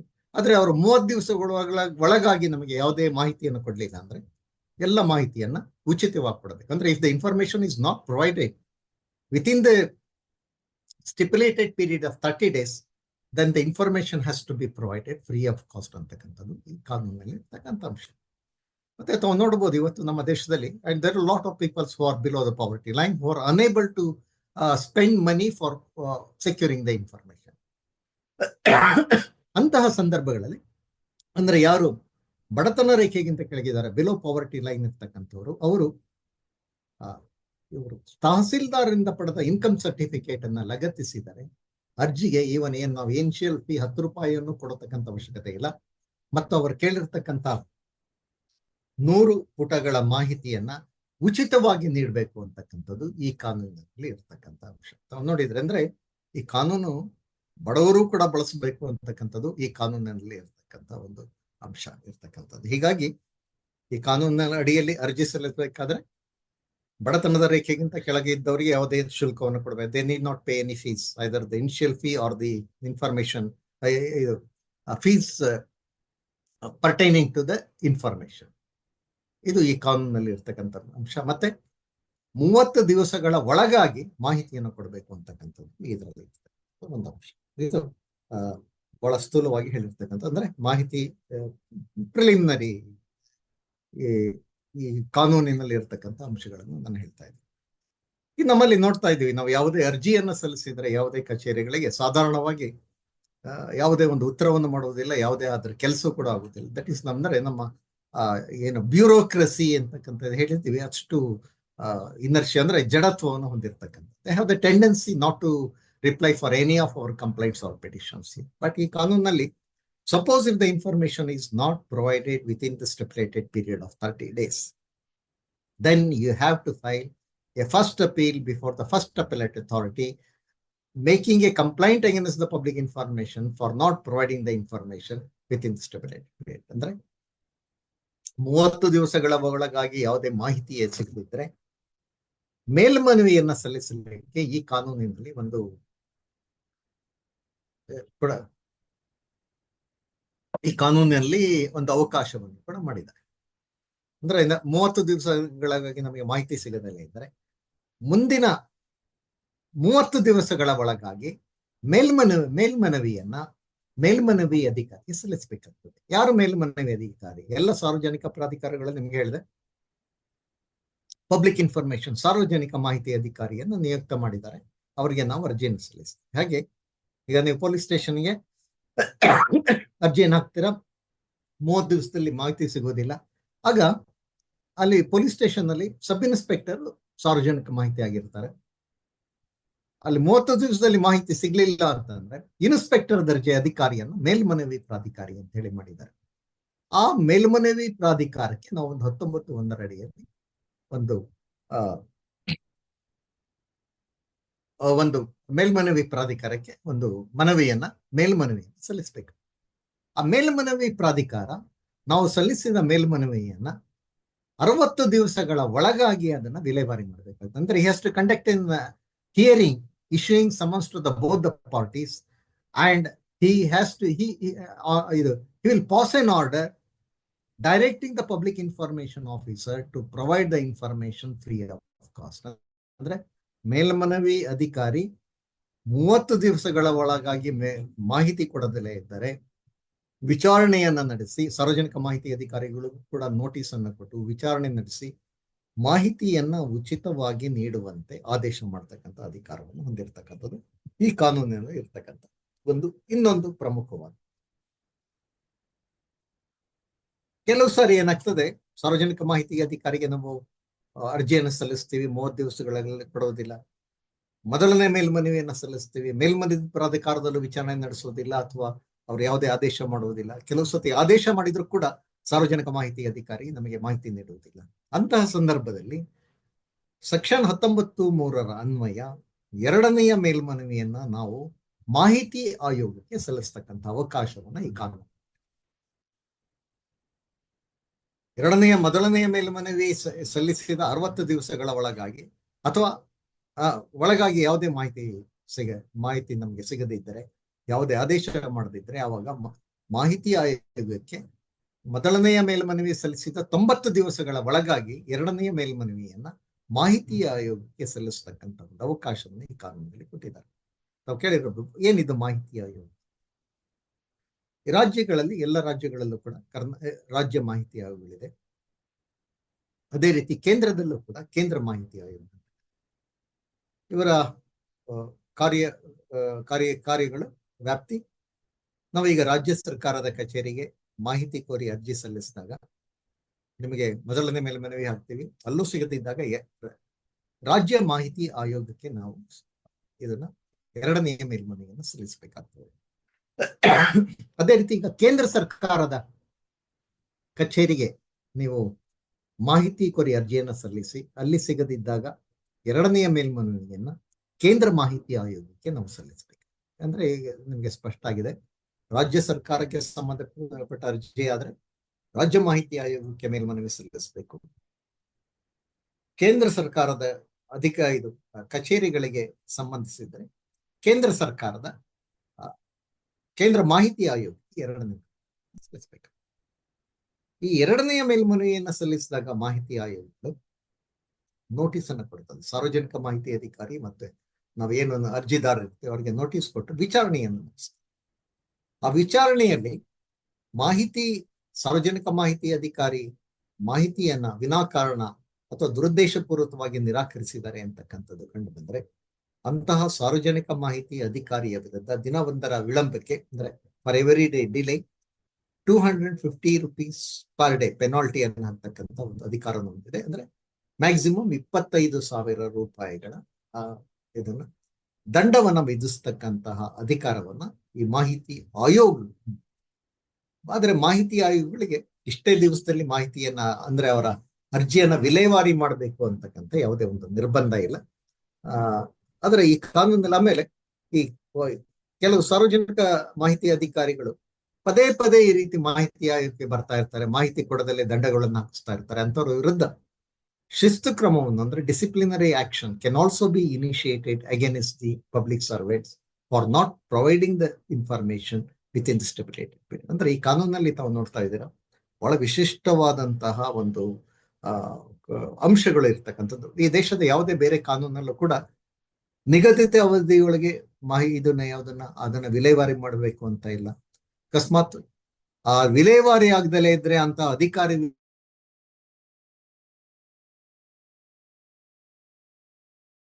ಈ ಕಾನೂನು ಬಹಳ ವಿಶಿಷ್ಟವಾದ ಕಾನೂನು. ಯಾಕೆ ಅಂತಂದ್ರೆ 30 ದಿವಸಗಳೊಳಗಾಗಿ ಅರ್ಜಿಯನ್ನ ವಿಲೇವಾರಿ ಮಾಡಬೇಕು, ಕೊಡದಲ್ಲೇ ಇದ್ರೆ ದಂಡವನ್ನ ಕಟ್ಟತಕ್ಕಂತ ಮತ್ತು ಶಿಸ್ತು ಕ್ರಮವನ್ನು ಕೂಡ ತೆಗೆದುಕೊಳ್ಳಬಹುದಾದಂತ ಸಂಭವ ಇರ್ತದೆ. ಹೀಗಾಗಿ ಅಧಿಕಾರಿಗಳಲ್ಲಿ ಮಾಹಿತಿ ಹಕ್ಕಿನ ಬಗ್ಗೆ ಯಾಕೆ ಸ್ವಲ್ಪ ಭಯದ ಒಂದು ಇದು ಭಯವನ್ನ ಮೂಡಿಸಿದೆ ಅಂತಂದ್ರೆ ದಂಡವನ್ನ ಹಾಕಬಹುದು ಮತ್ತೆ ಅವರ ಮೇಲೆ ಶಿಸ್ತು ಕ್ರಮ ತಗೊಳ್ಬಹುದು. ಕರ್ನಾಟಕ ಮಾಹಿತಿ ಆಯೋಗದಲ್ಲಿ ಸಾಧಾರಣ ಪ್ರತಿ ವರ್ಷ ಸುಮಾರು ಕೋಟ್ಯಾಂತರ ರೂಪಾಯಿಗಳ ದಂಡವನ್ನ ಅಧಿಕಾರಿಗಳ ಮೇಲೆ ಹಾಕ್ತಾ ಇದ್ದಾರೆ. ಬಹಳಷ್ಟು ಅಧಿಕಾರಿಗಳ ವಿರುದ್ಧ ಶಿಸ್ತು ಕ್ರಮವನ್ನ ಜರುಗಿಸ್ತಾ ಇದ್ದಾರೆ. ಹೀಗಾಗಿ ಜನಗಳಿಗೆ ಏನಾಗಿದೆ, ಈ ಕಾನೂನಿನ ಅಡಿಯಲ್ಲಿ ಮಾಹಿತಿಗಳು ದೊರಕ್ತಾ ಇದೆ, ಅದನ್ನ ನಾವು ನೋಡ್ತಾ ಇದ್ದೀವಿ. ಆದರೆ ಈ ದೇಶದ ಯಾವುದೇ ಬೇರೆ ಕಾನೂನಿನಲ್ಲೂ ಈ ಅಂಶಗಳು ಇಲ್ಲದಲೇ ಇರ್ತವೆ. ಹೀಗಾಗಿ ಇದು ಒಂದು ಅತ್ಯಂತ ಒಂದು ಬಲಯುತವಾದಂತಹ ಪ್ರಬಲವಾದಂತಹ ಕಾನೂನು. ಈ ಕಾನೂನನ್ನ ನೀವು ನೋಡಿರ್ಬೋದು, ಬಹಳ ಜನ ಉಪಯೋಗಿಸಿ ಅನೇಕ ಹಗರಣಗಳನ್ನ ಬಯಲಿಗೆ ಎಳೆಯುತ್ತಾ ಇರ್ತಕ್ಕಂಥ ನೋಡಿರ್ತಕ್ಕಂಥ. ಇತ್ತೀಚಿನ ಇದರಲ್ಲಿ ಮೂಡಾ ಹಗರಣ ಇರ್ಬೋದು, ವಾಲ್ಮೀಕಿ ಹಗರಣ ಇರ್ಬೋದು, ಅಂದ್ರೆ ರಾಜ್ಯದಲ್ಲಿ ಬಂದಂತಹ ಹಲವಾರು ಹಗರಣಗಳಿರ್ಬೋದು. ಹಿಂದೆ ಗಣಿ ಹಗರಣ ಕೂಡ ಬಂದಿದ್ದು. SR ಹಿರೇಮಠನವ್ರು ಕೇಳಿದಿರ, ಸೋಷಿಯಲ್ ಆಕ್ಟಿವಿಸ್ಟ್. ಮಾಹಿತಿ ಹಕ್ಕಿನಡಿ ಪಡೆದ ಮಾಹಿತಿ ಆಧಾರದಿಂದ ಬಹಳ ದೊಡ್ಡ ಸ್ಕ್ಯಾಮ್ ತಾವು ನೋಡಿದ್ರು. ಗಣಿ ಹಗರಣ ಅಂತಂದ್ರೆ ಸುಮಾರು 50,000 ಕೋಟಿ ರೂಪಾಯಿಯನ್ನು ಹೆಚ್ಚಿನ ಒಂದು ಆರ್ಥಿಕ ನಷ್ಟ ಆದಂತಹ ಒಂದು ದೊಡ್ಡ ಹಗರಣ. ಆ ಹಗರಣದಲ್ಲಿ ತಾವು ನೋಡಿದ್ರಿ, ಬಹಳ ದೊಡ್ಡ ಮಂತ್ರಿಗಳು ಕೂಡ ಜೈಲಿಗೆ ಹೋಗ್ತಕ್ಕಂಥ ಪರಿಸ್ಥಿತಿ ಬಂತು. ಇವತ್ತು ಅಧಿಕಾರಿಗಳು ಯಾವ್ದಕ್ಕೆ ಹೆದರ್ತಾ ಇದ್ದಾರೆ ಅಂತಂದ್ರೆ, ಈ ಮಾಹಿತಿ ಹಕ್ಕಿಗೆ ಯಾಕೆ ಹೆದರ್ತಾ ಇದ್ದಾರೆ ಅಂತಂದ್ರೆ, ಮಾಹಿತಿ ಕೊಟ್ಟಾಗ ಅಲ್ಲಿ ಅವರಲ್ಲಿ ನಡೆದಂತಹ ಒಂದು ಏನು ಅವ್ಯವಹಾರ ಇರ್ಬೋದು, irregularities, it will come to the light ಅಂತಕ್ಕಂಥದ್ದು ಅವ್ರಿಗೊಂದು ಹೆದರಿಕೆ ಇರ್ತಕ್ಕಂಥದ್ದು. ಹೀಗಾಗಿ ಈ ಕಾನೂನಿನ ಬಗ್ಗೆ ಅಧಿಕಾರಿಗಳಲ್ಲೂ ಕೂಡ ಬಹಳಷ್ಟು ಒಂದು ಇದಿದೆ, ಒಂದು ಭಯದ ವಾತಾವರಣ ಇರ್ತಕ್ಕಂಥದ್ದು. ಹೌದು, ಮಾಹಿತಿ ಹಕ್ಕಿನಡಿ ಮಾಹಿತಿಯನ್ನ ನೀಡದಲೇ ಇದ್ರೆ ನಾವು ನಮಗೆ ದಂಡವನ್ನ ವಿಧಿಸ್ತಾರೆ, ಮತ್ತೆ ನಮ್ಮ ಮೇಲೆ ಶಿಸ್ತು ಕ್ರಮ ಅನ್ನೋ ಒಂದು ಭಯ ಇರೋದ್ರಿಂದ ಏನಾಗಿದೆ, ಮಾಹಿತಿ ಹಕ್ಕಿಗೆ ಕೊಡ್ತಾ ಇದ್ದಾರೆ. ಆದ್ರೆ ಈ ಕಾನೂನು ಇನ್ನೊಂದು ಬಹಳ ವಿಶಿಷ್ಟವಾದಂತಹ ಒಂದು ಅಂಶ. ನಾನು ನಿಮಗೆ ಬಹಳ ವಿಶಿಷ್ಟವಾದಂತಹ ಕಾನೂನು, ಇಲ್ಲಿ ಇರ್ತಕ್ಕಂಥ ಎಲ್ಲ ಅಂಶಗಳು ಕೂಡ ನಾಗರಿಕರ ಪರವಾಗಿ ಇರ್ತಕ್ಕಂಥದ್ದು. ಎಲ್ಲ ಅಂಶಗಳು ಇಲ್ಲಿ ಹೇಳ್ತದೆ, ಯಾಕೆ ಅರ್ಜಿಯನ್ನ ಹಾಕಿ ನಾವು ಮಾಹಿತಿಯನ್ನು ಪಡೆಯುವುದು, ಅರ್ಜಿ ಹಾಕದಲ್ಲೇ ಯಾಕೆ ಮಾಹಿತಿ ಸರ್ಕಾರ ತಾನೇ ಕೊಡಬಾರದು ಅಂತಕ್ಕಂಥದ್ದು ಒಂದು ನಮ್ಮಲ್ಲಿ ಇರ್ತಕ್ಕಂಥದ್ದು ಒಂದು ಈ ಕಾನೂನಿನ ಮೂಲ ಆಶಯವೂ ಕೂಡ ಅದೇ. The principles, objective behind this act is to bring total transparency in the administration. ಹೀಗಾಗಿ ಒಂದು ಸೆಕ್ಷನ್ 4 ಅಂತೇಳಿ ಒಂದು ಈ ಇದರಲ್ಲಿ ಚಾಪ್ಟರ್ ಅಲ್ಲಿ ಇದೆ, ಸೆಕ್ಷನ್ 4. ಆ ಸೆಕ್ಷನ್ 4 ಏನ್ ಹೇಳುತ್ತೆ, ಸಾರ್ವಜನಿಕ ಪ್ರಾಧಿಕಾರಗಳು ತಮ್ಮ ಬಹಳಷ್ಟು ಮಾಹಿತಿಗಳನ್ನ ಅಂತರ್ಜಾಲದಲ್ಲಿ ಹಾಕಬೇಕು ಅಂತಕ್ಕಂಥದ್ದು ಒಂದು ಈ ಕಾನೂನಿನಲ್ಲಿ ಇರ್ತಕ್ಕಂಥ ಒಂದು ವಿಶಿಷ್ಟವಾದಂತ ಅಂಶ ನಾವು ನೋಡ್ತಾ ಇದ್ದೀವಿ. ಈಗ ಫಾರ್ ಎಕ್ಸಾಂಪಲ್ ಬರೋದು PWD, ಗ್ರಾಮ ಪಂಚಾಯಿತಿಗಳಲ್ಲಿ ಹೆಚ್ಚಿನ ಜನ ಅರ್ಜಿಗಳನ್ನು ಹಾಕಿ ಕೇಳ್ತಾ ಇರ್ತಕ್ಕಂಥದ್ದು ಕಾಮಗಾರಿಗಳಿಗೆ ಸಂಬಂಧಪಟ್ಟಂತ ಮಾಹಿತಿ. ಹೀಗಾಗಿ ಕಾಮಗಾರಿಗಳಿಗೆ ಸಂಬಂಧ ಮಾಹಿತಿಗಳನ್ನು ನಾವು ಯಾಕೆ ಅರ್ಜಿ ಹಾಕಿ ಪಡಿಬೇಕು, ಯಾಕೆ ನೀವು ಇದನ್ನು ನೀವಾಗಿ ಅದನ್ನ ಅಂತರ್ಜಾಲದಲ್ಲಿ ಪ್ರಕಟಿಸಬಾರದು ಅಂತಕ್ಕಂಥದ್ದು ಈ ಮೂಲ ಆಶಯ ಈ ಕಾನೂನಿನ objective of this act. So ಅದರಲ್ಲಿ ಒಂದು ಹೇಳ್ತದೆ, ನೀವು ನಿಮ್ಮಲ್ಲಿ ಇರ್ತಕ್ಕಂಥ ಎಲ್ಲ ಏನು ಆದೇಶಗಳನ್ನು ನೀವು ಹೊರಡಿಸ್ತೀರಾ, ನಿಮ್ಮ ಪ್ರಾಧಿಕಾರದಲ್ಲಿ ಅಥವಾ ಒಂದು ನಿಮ್ಮ ಕಚೇರಿಯಿಂದ ಯಾವುದೇ ಆದೇಶಗಳನ್ನು ಹೊರಡಿಸಿದ್ರೆ ಆ ಎಲ್ಲ ಆದೇಶಗಳನ್ನು ಕೂಡ ನೀವು ಅಂತರ್ಜಾಲದಲ್ಲಿ ಹಾಕಬೇಕು, ಸೆಕ್ಷನ್ 4 ಅಡಿಯಲ್ಲಿ ಹಾಕಬೇಕು ಅಂತಕ್ಕಂಥದ್ದು. ನಿಮ್ಮಲ್ಲಿ ಇರ್ತಕ್ಕಂತಹ ಎಷ್ಟು ಜನ ಅಧಿಕಾರಿಗಳಿದ್ದಾರೆ, ನೌಕರರಿದ್ದಾರೆ, ಅವರ ಜವಾಬ್ದಾರಿ ಏನು, ಅವ್ರಿಗೆ ಏನು ಕೆಲಸವನ್ನು ಮಾಡಬೇಕು ಅಂತ ಹಾಕ್ತಿದ್ದೀರಾ, ಅವ್ರಿಗೆ ಪಡಿತಕ್ಕಂತಹ ಸಂಬಳ, ಅವ್ರಿಗೆ ಇರ್ತಕ್ಕಂತಹ ಜವಾಬ್ದಾರಿ, ಇವೆಲ್ಲವನ್ನು ಕೂಡ ವೆಬ್ಸೈಟ್ ನಲ್ಲಿ ಹಾಕಿ. ಹೀಗಾಗಿ ಜನಗಳು ಮಾಹಿತಿ ಹಕ್ಕಿನಲ್ಲಿ ಅರ್ಜಿ ಸಲ್ಲಿಸದೆ ಮಾಹಿತಿಗಳನ್ನ ಪಡಿಬೇಕು ಅಂತಕ್ಕಂಥದ್ದು ಈ ಕಾನೂನಲ್ಲಿ ಇರ್ತಕ್ಕಂಥ ಆಶಯ. ಇವತ್ತು ತಾವು ಬೆಂಗಳೂರು ಮಹಾನಗರ ಪಾಲಿಕೆಯಲ್ಲಿ ಒಂದು IFMS ಅಂತ ಮಾಡಿ, ಇಂಟಿಗ್ರೇಟೆಡ್ ಫೈನಾನ್ಸ್ ಮ್ಯಾನೇಜ್ಮೆಂಟ್ ಸರ್ವಿಸಸ್ ಅಂತಕ್ಕಂಥ ಒಂದು ಪೋರ್ಟಲ್ ಡೆವಲಪ್ ಮಾಡಿದ್ದಾರೆ. ಆ ಪೋರ್ಟಲ್ ನೀವು BBMP ಪೋರ್ಟಲ್ ಹೋದ್ರೆ ಲಿಂಕ್ ಸಿಗ್ತದೆ ನಿಮಗೆ. ಅಲ್ಲಿ ಹೋದ್ರೆ BBMPಯಲ್ಲಿ ನಡೀತಾ ಇರತಕ್ಕಂತಹ ಎಲ್ಲ ಕಾಮಗಾರಿಗಳ ಎಲ್ಲ ವಿವರಗಳನ್ನು ಕೂಡ IFMC ಪೋರ್ಟಲ್ ನಲ್ಲಿ ಸಿಗ್ತದೆ. ಅದೇ ರೀತಿ ಬಿಲ್ಡಿಂಗ್ ಈ ಕಟ್ಟಡಗಳ ಕಟ್ತಕ್ಕಂಥ ಪ್ಲಾನ್ ಯಾರಿಗೆ ಸ್ಯಾಂಕ್ಷನ್ ಆಗಿದೆ, ಅವರ ಹೆಸರು ವಿಳಾಸ ಮತ್ತೆ ಆ ಪ್ಲಾನ್ LP ಅವರು ಪ್ಲಾನ್ ಪಡೆಯಲಿಕ್ಕೆ ತೆಗೆದುಕೊಂಡ ಎಲ್ಲ ದಾಖಲೆಗಳನ್ನು ಕೂಡ ಇವತ್ತು BBMPಯ ಪೋರ್ಟಲ್ನಲ್ಲಿ EODB ಅಂತಕ್ಕಂಥ ಒಂದು ಲಿಂಕ್ ಇರತಕ್ಕಂಥದ್ದು ಪೋರ್ಟಲ್ನಲ್ಲಿ ಇವತ್ತು ನಾವು ಪಡಿಬಹುದಾಗಿರ್ತಕ್ಕಂಥದ್ದು. ಅಂದ್ರೆ ಹೀಗೆ ಈ ಕಾನೂನಿನ ಆಶಯ ಇರ್ತಕ್ಕಂಥದ್ದು ಆದಷ್ಟು ಮಾಹಿತಿಗಳು ಸಾರ್ವಜನಿಕರಿಗೆ ಇದರಲ್ಲಿ ಸಿಗಬೇಕು, ಏನು ಅಂತರ್ಜಾಲದಲ್ಲಿ ಸಿಗಬೇಕು. ಈ ಕಾನೂನು ಜಾರಿ ಆದ್ಮೇಲೆ ತಾವು ಹಿಂದೆ ನೋಡ್ತಾ ಇದ್ದು ನಾವು ಒಂದು ಯಾವುದೇ ಒಂದು ನ್ಯಾಯಾಲಯದಿಂದ ಯಾವುದೇ ಒಂದು ಕೋರ್ಟ್ನ ಒಂದು ಆದೇಶವನ್ನು ಪಡಿಬೇಕಾದ್ರೆ ಒಂದು ಅಫಿಡವಿಟ್ ಹಾಕ್ಬೇಕಾಗಿತ್ತು. ಅಂದ್ರೆ ಬೇರೆಯವರು ಥರ್ಡ್ ಪಾರ್ಟಿ ಅಫಿಡವಿಟ್ ಹಾಕಿ ವಕೀಲರ ಮೂಲಕನೇ ಹಾಕಿ ನಾವು ಒಂದು ಆದೇಶವನ್ನು ಪಡಿತಕ್ಕಂಥ ಪರಿಸ್ಥಿತಿ ಇತ್ತು. ಆದ್ರೆ ಮಾಹಿತಿ ಹಕ್ಕು ಜಾರಿ ಆದ್ಮೇಲೆ ಈ ದೇಶದ ಎಲ್ಲ ನ್ಯಾಯಾಲಯಗಳ ಎಲ್ಲ ಆದೇಶಗಳು, ಕೆಳ ನ್ಯಾಯಾಲಯಗಳಿಂದ ಹಿಡಿದು supreme court, subordinate courts, high court and supreme court ಎಲ್ಲ ಆದೇಶಗಳನ್ನು ಕೂಡ ಇವತ್ತು ಅಂತರ್ಜಾಲದಿಂದ ಪಡಿತಕ್ಕಂತಹ ಒಂದು ಸೌಲಭ್ಯವನ್ನು ನಾವು ಇವತ್ತು ನೀವು ನೋಡಿದ್ದೀರಿ. ಅಂದ್ರೆ ಯಾವುದೇ ಅರ್ಜಿಯನ್ನು ಹಾಕ್ಬೇಕಾಗಿಲ್ಲ, ಇಡೀ ದೇಶದ ಯಾವುದೇ ರಾಜ್ಯದ ಯಾವುದೇ ನ್ಯಾಯಾಲಯದ ಆದೇಶವನ್ನು ನಾವು ಇವತ್ತು ಪಡಿಬಹುದು ಅಂತಕ್ಕಂಥದ್ದು ನಾವು ನೋಡ್ತಾರೆ. ಇದು RTA ನಿಂದ ಬಂದಂತಹ ಒಂದು ಹೀಗೆ ಕ್ರಿಮಿನಲ್ ಮೊಕದ್ದಮೆಗಳಲ್ಲಿ ಪ್ರತಿಯ ಮೊಕದ್ದಮೆಯ ಏನು ಎಲ್ಲ ದಾಖಲೆಗಳನ್ನ ಇವತ್ತು ಅಂತರ್ಜಾಲದಲ್ಲಿ ಸಿಗುವಾಗ ಮಾಡಿದ್ದಾರೆ. ಮತ್ತೆ ಇವತ್ತು ಎವಿಡೆನ್ಸ್ಗಳಾಗ್ತದೆ, ಅಂದ್ರೆ ಸಾಕ್ಷಿ ಹೇಳ್ತಾರಲ್ಲ, ಅವರ ಸಾಕ್ಷಿದಾರರ ಹೇಳಿಕೆಯನ್ನ ನೀವು ಮರುದಿನ ನೀವು ಅದನ್ನ ಇದರಲ್ಲಿ ಡೌನ್ಲೋಡ್ ಮಾಡ್ತಕ್ಕಂಥ ಒಂದು ಸೌಲಭ್ಯವನ್ನು ಕೂಡ ಮಾಡಿದ್ದಾರೆ. ಹೀಗಾಗಿ ಇವತ್ತು ನ್ಯಾಯಾಲಯಗಳ ಒಂದು ಆಡಳಿತದಲ್ಲಿ ಬಹಳಷ್ಟು ಪಾರದರ್ಶಕತೆಯನ್ನು ನಾವು ಈ ಪೊಲೀಸ್ ಇದರಲ್ಲಿ ನಿಮ್ಗೆ ಹೇಳ್ತಾ ಇದ್ದೆ, ಹಿಂದೆ ಒಂದು FIR ಕಾಪಿ ಬೇಕು ಅಂತಂದ್ರೆ ಫಸ್ಟ್ ಇನ್ಫಾರ್ಮೇಶನ್ ಯಾರ್ದೋ ನಮ್ಮ ಮೇಲೆ ಯಾರೋ ಒಂದು ದೂರು ಕೊಟ್ಟಿರ್ತಾರೆ, FIR ಆಗಿರ್ತದೆ.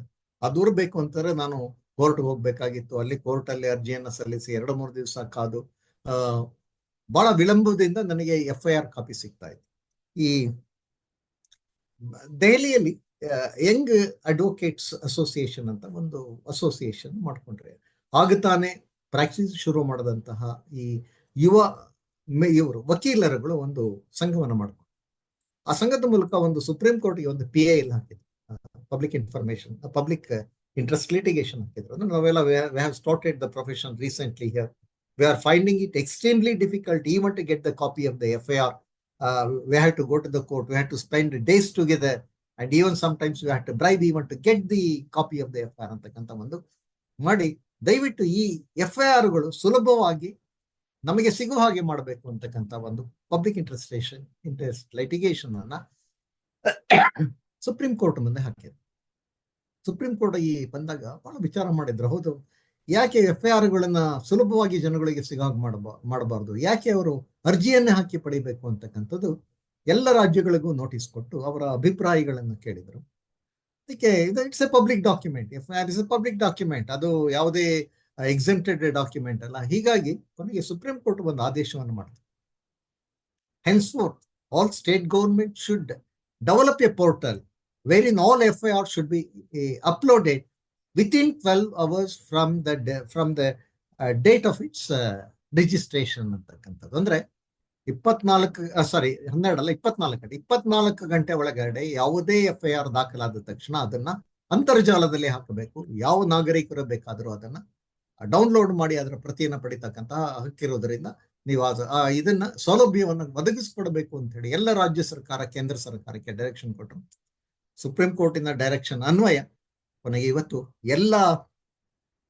ಎಲ್ಲ ಪೊಲೀಸ್ ಸ್ಟೇಷನ್ಗಳ FIRಗಳನ್ನ ಕೂಡ ಯಾರು ಬೇಕಾದ್ರೂ ಇವತ್ತು ಡೌನ್ಲೋಡ್ ಮಾಡ್ತಕ್ಕಂಥ ಒಂದು ಪಾರದರ್ಶಕತೆ ಇವತ್ತು ಬಂದಿದೆ. ಪಾರದರ್ಶಕತೆಯ ಇನ್ನೊಂದು ಹೆಜ್ಜೆಯಲ್ಲಿ ನಾವು ನೋಡ್ತಾ ಇದ್ವಿ,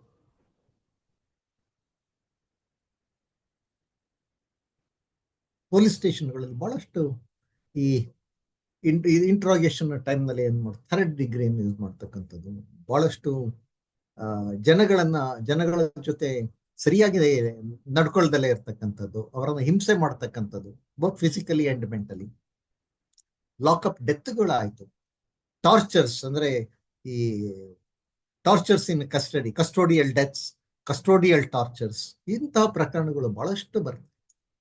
ಈ ಹಿನ್ನೆಲೆಯಲ್ಲಿ ಏನಾಯ್ತು, CCTVಗಳನ್ನ ಪೊಲೀಸ್ ಸ್ಟೇಷನ್ಗಳಲ್ಲಿ ಹಾಕಬೇಕು ಅಂತಕ್ಕಂಥದ್ದು ಒಂದು ಸರ್ಕಾರ ಒಂದು ನಿರ್ಧಾರ ತಗೊಳ್ತು ನ್ಯಾಯಾಲಯದ ಒಂದು ಆದೇಶದ ಮೇಲೆ. ಹೀಗಾಗಿ ಎಲ್ಲ ಸ್ಟೇಷನ್ಗಳಲ್ಲೂ ಕೂಡ CCTVಗಳನ್ನು ಹಾಕಿದ್ರು. ಅದರ ಸಮರ್ಪಕವಾಗಿ ಕೆಲಸ ಮಾಡ್ತಾ ಇರಲಿಲ್ಲ CCTVಗಳು. ಆ CCTVಗಳ ಫುಟೇಜ್ಗಳನ್ನ ಸರಿಯಾಗಿ ಕೊಡ್ತಾ ಇರಲಿಲ್ಲ. ಹೀಗಾಗಿ ಸುಪ್ರೀಂ ಕೋರ್ಟ್ ಒಂದು ಪರಮ್ವೀರ್ ಸೈನಿ ಅಂಡ್ ಅದರ್ಸ್ ಆ ಪ್ರಕರಣದಲ್ಲಿ ಬಹಳ ಸ್ಪಷ್ಟವಾಗಿ ಹೇಳ್ತು, ಈ ದೇಶದ ಎಲ್ಲಾ ಪೊಲೀಸ್ ಠಾಣೆಗಳಲ್ಲಿ CCTVಗಳನ್ನ ಕಡ್ಡಾಯವಾಗಿ ಸ್ಥಾಪಿಸಬೇಕು. ಅಂದ್ರೆ it has to be installed ಅಂತ. Not only installation, it should cover even all corners of the police station including its entry and exit points. ಮತ್ತೆ ಪ್ರತಿಯೊಂದು ಕೂಡ ಪೊಲೀಸ್ ಸ್ಟೇಷನ್ ಅಲ್ಲಿ ಆಗ್ತಕ್ಕಂಥದ್ದು ಪ್ರತಿಯೊಂದು ಕೂಡ ವಿಡಿಯೋ ರೆಕಾರ್ಡಿಂಗ್ ಆಗಬೇಕು. ಆ ವಿಡಿಯೋ ರೆಕಾರ್ಡಿಂಗ್ ನ ಕನಿಷ್ಠ 1 ವರ್ಷಗಳ ಕಾಲ ಸಂರಕ್ಷಿಸಿಡಬೇಕು. ಮತ್ತೆ ಅದನ್ನ ಇದು ವಿಕ್ಟಿಮ್ಸ್ ಯಾರಿಗೆ ತೊಂದರೆ ಆಗಿದೆಯೋ ಅಂತವರು ಮತ್ತೆ ಸಾರ್ವಜನಿಕ ಹಿತಾಸಕ್ತಿ ಇದ್ರೆ ನಾಗರಿಕರು ಅದರ ಫುಟೇಜ್ ಅನ್ನ ಪಡೆಯಬಹುದು ಅಂತಕ್ಕಂಥ ಒಂದು ಆದೇಶವನ್ನು ಮಾಡಿತು. ಆದೇಶ ಮಾಡಿ ಬಿಡ್ಲಿಲ್ಲ, ಅದನ್ನು ಮಾನಿಟರ್ ಕೂಡ ಮಾಡಿ ಆ ಎಲ್ಲ ಠಾಣೆಗಳಲ್ಲಿ ಇರ್ತಕ್ಕಂಥ CCTVಗಳ ನಿರ್ವಹಣೆಗೆ ಜಿಲ್ಲಾ ಮಟ್ಟದಲ್ಲಿ ಮತ್ತು ರಾಜ್ಯ ಮಟ್ಟದಲ್ಲಿ ಒಂದು ಉಸ್ತುವಾರಿ ಸಮಿತಿಗಳ ಕೂಡ ನೇಮಕ ಮಾಡಿತು. ಮತ್ತೆ ಅದಕ್ಕೆ ಬೇಕಾದಂತಹ ಹಣಕಾಸಿನ ಒಂದು ಸಹಾಯವನ್ನ ಮಾಡ್ಲಿಕ್ಕೆ, ಅಂದ್ರೆ ಅನುದಾನ ಮಾಡ್ಲಿಕ್ಕೆ ಸರ್ಕಾರಕ್ಕೆ ನಿರ್ದೇಶನವನ್ನು ಕೊಟ್ಟು ಇವತ್ತು ರಾಷ್ಟ್ರದ ಎಲ್ಲ ಪೊಲೀಸ್ ಸ್ಟೇಷನ್ಗಳಲ್ಲಿ ಎಲ್ಲ CCTVಗಳನ್ನ ಇವತ್ತು ಇನ್ಸ್ಟಾಲ್ ಮಾಡಿದ್ದಾರೆ. ಆ ಇನ್ಸ್ಟಾಲ್ ಮಾಡಿರ್ತಕ್ಕಂತಹ CCTV ಫುಟೇಜ್ಗಳನ್ನ ಪಡೀತಕ್ಕಂತಹ ಹಕ್ಕನ್ನು ಕೊಟ್ಟಿದ್ದಾರೆ. In case of custodial death or custodial torture, the complainants have the right to get the information within 48 hours. ಅಂದ್ರೆ ಆ CCTV ಫುಟೇಜ್ಗಳನ್ನ 48 ಗಂಟೆಗಳೊಳಗೆ ಪಡಿಬಹುದು ಅಂತಕ್ಕಂಥದ್ದು ಒಂದು ಸೂಚನೆಯನ್ನ ಹೈಕೋರ್ಟ್ ಸುಪ್ರೀಂ ಕೋರ್ಟ್ ನೀಡಿರ್ತಕ್ಕಂಥದ್ದು. ನಂತರ ಮಾನವ ಹಕ್ಕುಗಳ ಆಯೋಗದಲ್ಲಿ ಇಂತಹ ಕಸ್ಟೋಡಿಯಲ್ ಡೆತ್ ಅಥವಾ ಕಸ್ಟೋಡಿಯಲ್ ಟಾರ್ಚರ್ ಪ್ರಕರಣಗಳು ದಾಖಲಾದಲ್ಲಿ ಅವರು ತಕ್ಷಣ CCTV ಫುಟೇಜ್ಗಳನ್ನ ಪಡೆದು ತನಿಖೆ ಮಾಡಬೇಕು ಅಂತಕ್ಕಂಥ ಒಂದು ಆದೇಶವನ್ನ ಸುಪ್ರೀಂ ಕೋರ್ಟ್ ಮಾಡ್ತಾರೆ. ಹೀಗಾಗಿ ಆಡಳಿತದಲ್ಲಿ ಮಾಹಿತಿ ಹಕ್ಕು ಬಂದ ಮೇಲೆ ಬಹಳಷ್ಟು ನಾವು ಬದಲಾವಣೆಗಳನ್ನು ನಾವು ನೋಡ್ತಾ ಇದ್ದೇವೆ. ಇವತ್ತಿನ ಯಾವುದೇ ಪೇಪರ್ ನಲ್ಲಿ ತೆಗೆರಿ ಒಂದು ಮಾಹಿತಿ ಹಕ್ಕಿನಿಂದ ಬರೆದಂತ ಹಗರಣಗಳ ಬಗ್ಗೆ ಬಹಳಷ್ಟು ಇವತ್ತು ಮಾಹಿತಿಗಳು ಬರ್ತಾ ಇದೆ. ಇತ್ತೀಚೆಗೆ ನಿಮಗೆ ಇನ್ನೊಂದು ನಿಮಗೆ ಈ ಮಾಹಿತಿ ಹಕ್ಕು ಬಂದ ಮೇಲೆ ಬಂದಂತಹ ಬಹಳ ಬದಲಾವಣೆ ಅಂತಂದ್ರೆ ಇನ್ನೊಂದು ಎಕ್ಸಾಮಿನೇಷನ್ಸ್, ಈ ಯೂನಿವರ್ಸಿಟಿ ಎಕ್ಸಾಮಿನೇಷನ್ಸ್ ಇರ್ಬೋದು, ಯಾವುದೇ ಸೆಕೆಂಡರಿ SLC PUC ಅಥವಾ ಡಿಗ್ರಿ ಯಾವುದೇ ಎಕ್ಸಾಮಿನೇಷನ್ ಅಲ್ಲಿ ಬರೆದಂತಹ ವಿದ್ಯಾರ್ಥಿಗಳ ಉತ್ತರ ಪತ್ರಿಕೆ ಆನ್ಸರ್ ಸ್ಕ್ರಿಪ್ಟ್ ಅದನ್ನ ಯಾರು ಬರೆದಿರ್ತಾರೆ ಅಂದ್ರೆ ಆ ಅಭ್ಯರ್ಥಿಗೆ ಕೊಡ್ಲೇಬೇಕು ಅಂತಕ್ಕಂಥದ್ದು ಈಗ ಇದರಲ್ಲಿ ಒಂದು RTI ನಲ್ಲಿ ಆಗಿರ್ತಕ್ಕಂಥ ಒಂದು ನಿಯಮ. ಇವತ್ತು ಕೂಡ ನೀವು RTI ನಲ್ಲಿ ಅಂದ್ರೆ ಅವರದೇ ಉತ್ತರ ಪತ್ರಿಕೆಯನ್ನು ಪಡೀತಕ್ಕಂಥದ್ದು ಮಾಡಿದ್ದಾರೆ. ಇದರ ಮುಂದುವರೆದ ಭಾಗವಾಗಿ ಇನ್ನೊಂದು ನೌಕರಿಗಳಲ್ಲಿ ಅಂದ್ರೆ ರಿಕ್ರೂಟ್ಮೆಂಟ್ಸ್, ಯಾವುದು ಪಬ್ಲಿಕ್ ಸರ್ವಿಸ್ ಕಮಿಷನ್ಸ್ ಇರ್ಬೋದು, ಯೂನಿಯನ್ ಪಬ್ಲಿಕ್ ಸರ್ವಿಸ್ ಕಮಿಷನ್ಸ್ ಇರ್ಬೋದು, ಸ್ಟಾಫ್ ಸೆಲೆಕ್ಷನ್ ಕಮಿಟಿ ಇರ್ಬೋದು, ಅಥವಾ ಯಾವುದೇ ಇಲಾಖೆಯ ಯಾವುದೇ ಸಿಬ್ಬಂದಿ ಇದನ್ನ ಏನು ಅಪಾಯಿಂಟ್ಮೆಂಟ್ ಮಾಡ್ಲಿಕ್ಕೆ ಮಾಡಿದಂತ ಕಮಿಟಿಗಳಿರ್ಬೋದು. ಸಿಬ್ಬಂದಿ ಅಂದ್ರೆ ಅಪಾಯಿಂಟ್ಮೆಂಟ್ಗೆ ಸಂಬಂಧಪಟ್ಟ ನೌಕರಿಯ ನೇಮಕಕ್ಕೆ ಸಂಬಂಧಪಟ್ಟಂತಹ ಎಲ್ಲ ಮಾಹಿತಿಗಳನ್ನ ಅಂತರ್ಜಾಲದಲ್ಲಿ ಹಾಕಬೇಕು. ಯಾವುದೇ ಅಭ್ಯರ್ಥಿ ಪಡೆದ ಎಷ್ಟು ಇದನ್ನ ಅಂಕವನ್ನು ಪಡೆದಿದ್ದಾನೆ, marks obtained by him in written test, viva and other examinations, it has to be disclosed in the website ಅಂತಕ್ಕಂಥದ್ದು ಮಾಡಿದ್ದಾರೆ. ಹೀಗಾಗಿ ಇವತ್ತು ನೇಮಕಾತಿಯಲ್ಲೂ ಕೂಡ ಬಹಳಷ್ಟು ಪಾರದರ್ಶಕತೆ ಬಂದು ಈ ಅಲ್ಲಿ ನಡೀತಾ ಇದ್ದಂತಹ ಅನೇಕ ಅವ್ಯವಹಾರಗಳಿಗೆ ಇವತ್ತು ಬ್ರೇಕ್ ಹಾಕಿರ್ತಕ್ಕಂಥದ್ದನ್ನ ನಾವು ನೋಡಿರ್ತಕ್ಕಂಥದ್ದು. ಅಂದ್ರೆ ಈ ಮಾಹಿತಿ ಹಕ್ಕು ಬಂದ ಮೇಲೆ ಈ ದೇಶದ ಆಡಳಿತದಲ್ಲಿ ಬಹಳಷ್ಟು ಪಾರದರ್ಶಕತೆ ಬಂದಿದೆ, ಹೊಣೆಗಾರಿಕೆ ಬಂದಿದೆ. ಮತ್ತೆ ಜನಗಳು ಇದು ಪೀಪಲ್ಸ್ ಪಾರ್ಟಿಸಿಪೇಷನ್ ಇನ್ ಅಡ್ಮಿನಿಸ್ಟ್ರೇಷನ್ ಬಹಳಷ್ಟು ನೋಡ್ತಾ ಇದ್ದಾರೆ. ಸೋಷಿಯಲ್ ಆಕ್ಟಿವಿಸ್ಟ್ಗಳು ಇರ್ಬೋದು, ನಾಗರಿಕರು, ಹಿರಿಯ ನಾಗರಿಕರು ಬಹಳಷ್ಟು ಅರ್ಜಿಗಳನ್ನು ಪಡಿತಾ ಇರ್ತಕ್ಕಂಥದ್ದು. ಹೀಗಾಗಿ ಈ ಕಾನೂನು ಅತ್ಯಂತ ಪ್ರಬಲವಾದಂತಹ ಕಾನೂನು. ಈ ಕಾನೂನಲ್ಲಿ ಬಹಳಷ್ಟು ಅಂಶ ಇದೆ, ಬಟ್ ಇಷ್ಟು ನಾನು ಬಹಳ ಸ್ಥೂಲವಾಗಿ ಹೇಳಿರ್ತಕ್ಕಂಥದ್ದು. ಇನ್ನೊಂದು ಎಕ್ಸೆಂಪ್ಷನ್ ಅಂತಕ್ಕಂಥದ್ದು, ಅಂದ್ರೆ ಎಲ್ಲ ಮಾಹಿತಿಗಳನ್ನು ನಾವು ಪಡಿಲಿಕ್ಕೆ ಸಾಧ್ಯ ಇಲ್ಲ. ಫಾರ್ ಎಕ್ಸಾಂಪಲ್, ಒಬ್ಬ ವ್ಯಕ್ತಿಯ ಬ್ಯಾಂಕ್ ಅಕೌಂಟ್ ನಲ್ಲಿ ಇರ್ತಕ್ಕಂಥದ್ದು, ಅಥವಾ ಯಾರೋ ಒಬ್ಬ ವಿಲ್ ರಿಜಿಸ್ಟರ್ ಮಾಡಿದರೆ ಅಂತಹ ಮಾಹಿತಿ, ಅಂದ್ರೆ ಇಲ್ಲಿ ಕೆಲವು ಮಾಹಿತಿಗಳನ್ನ ಬಹಿರಂಗಗೊಳಿಸುವುದರಿಂದ ವಿನಾಯಿತಿ. We call it as exempted information under section 8 of RTI act ಅಂತ ಹೇಳಿ. ಇದು ನಿಮಗೆ ಸ್ಥೂಲವಾಗಿ ನಾನು ಹೇಳಿರ್ತಕ್ಕಂಥದ್ದು. ಅಂದ್ರೆ ಅತ್ಯಂತ ಪ್ರಬಲವಾದಂತಹ ಕಾನೂನು, ಎಲ್ಲ ನಾಗರಿಕರು ಬಳಸುವುದರಿಂದ ಆಡಳಿತದಲ್ಲಿ ಪಾರದರ್ಶಕತೆ, ಹೊಣೆಗಾರಿಕೆಯನ್ನು ತರಬಹುದು. ಅಂದ್ರೆ ultimately it leads to good governance ಅಂತಕ್ಕಂಥದ್ದು. Okay Harshitha, we can go for it. Yes, sir. I will request Mr.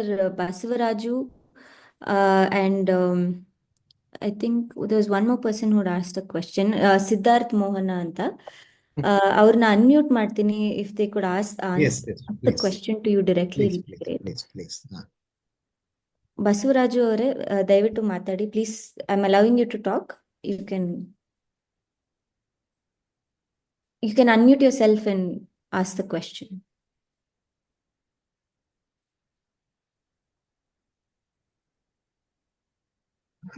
Hello. ಹೇಳಿ ಬಸವರಾಜ್, ಹೇಳಿ. ನಮಸ್ಕಾರ. ನಮಸ್ಕಾರ, ಹೇಳಿ. ಈಗ ಶಾಸಕರ ಅನುದಾನದಲ್ಲಿ ಹಣ ಬಿಡುಗಡೆ ಆಗಿ ಕಾಮಗಾರಿಗಳು ನಡೀತಾ ಇದ್ರೆ ಕ್ಷೇತ್ರದಲ್ಲಿ ಅದರ ಮಾಹಿತಿಯನ್ನ ನಾವು ಯಾರ ಕಡೆಯಿಂದ ಪಡಿಬೇಕಾಗ್ತದೆ? ಇದನ್ನ MP ಲ್ಯಾಡ್ ಅಥವಾ MLA ಲ್ಯಾಡ್ ಫಂಡ್ ಅಂತೀವಿ, ಲೋಕಲ್ ಏರಿಯಾ ಡೆವಲಪ್ಮೆಂಟ್ ಫಂಡ್ ಅಂತಕ್ಕಂಥದ್ದು. ಈ ಮಾಹಿತಿಯನ್ನು ಏನಾಗ್ತದೆ, ಒಬ್ಬ MP ಅಥವಾ ಅವ್ರು ಏನು ವರ್ಷಕ್ಕೆ MP ಆದ್ರೆ 5 ಕೋಟಿ ರೂಪಾಯಿ ಬಿಡುಗಡೆ ಮಾಡ್ತದೆ ಕೇಂದ್ರ ಸರ್ಕಾರ. MLA ಅವ್ರಿಗಾದ್ರೆ 2 ಕೋಟಿ ರೂಪಾಯಿ ಏನೋ ಇದೆ. ಆ ಹಣವನ್ನ ಅವರು ನೇರವಾಗಿ ಬಿಡುಗಡೆ ಮಾಡ್ತಕ್ಕಂಥದ್ದು ಜಿಲ್ಲೆಯ ಜಿಲ್ಲಾಧಿಕಾರಿಗಳಿಗೆ, ಡೆಪ್ಯೂಟಿ ಕಮಿಷನರ್ ಏನ್ ಮಾಡ್ತಾರೆ, ಅವರಿಂದ ಬಿಡುಗಡೆಯಾಗಿ ಅವರು ಅದನ್ನ ಯಾವುದು ಕಾಮಗಾರಿ ನಡಿಬೇಕೋ ಅವರು ಅದನ್ನ ಹಣವನ್ನು ಬಿಡುಗಡೆ ಮಾಡೋದ್ರಿಂದ ಎಲ್ಲ ಮಾಹಿತಿಗಳು ಕೂಡ ಡೆಪ್ಯೂಟಿ ಕಮಿಷನರ್ ಹತ್ರ ಇರ್ತದೆ. ಅಂದ್ರೆ MP ಲ್ಯಾಡ್ ಅಥವಾ MLA ಲ್ಯಾಡ್ ಫಂಡ್ಸ್, ಇದನ್ನ ನಾವು ಪ್ರತಿ ಜಿಲ್ಲಾಧಿಕಾರಿಗಳ ಕಚೇರಿಯಲ್ಲೂ ಕೂಡ ತಹಸೀಲ್ದಾರ್ ದರ್ಜೆ ಅಧಿಕಾರಿಗಳನ್ನು ಸಾರ್ವಜನಿಕ ಮಾಹಿತಿ ಅಧಿಕಾರಿಗಳನ್ನು ಮಾಡಿದ್ದಾರೆ. ಅಲ್ಲಿ ಅರ್ಜಿಯನ್ನು ಹಾಕಿ ನಾವು ಆ ಮಾಹಿತಿಯನ್ನು.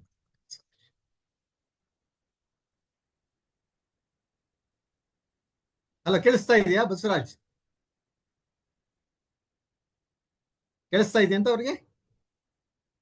Harshita, 1 second, sir. I think we revoked his permission. 1 second. Basavaraj ನಿಮ್ ಏನಾದ್ರು ಫಾಲೋ ಅಪ್ ಕ್ವೆಶ್ಚನ್ ಇತ್ತಾ ಸರ್? ಕೊಟ್ಟಿದ್ದ ಉತ್ತರ ನಿಮ್ಗೆ ಕೇಳ್ತಾ ಇದೆ, ಬಟ್ ಅದು MLA ಲ್ಯಾಡ್ಸ್ MP ಲ್ಯಾಡ್ಸ್ ಈಗ ಮುಖ್ಯಮಂತ್ರಿಗಳ ಅನುದಾನದಲ್ಲಿ 100 ಕೋಟಿ ಬಿಡುಗಡೆ ಆಗತ್ತೆ.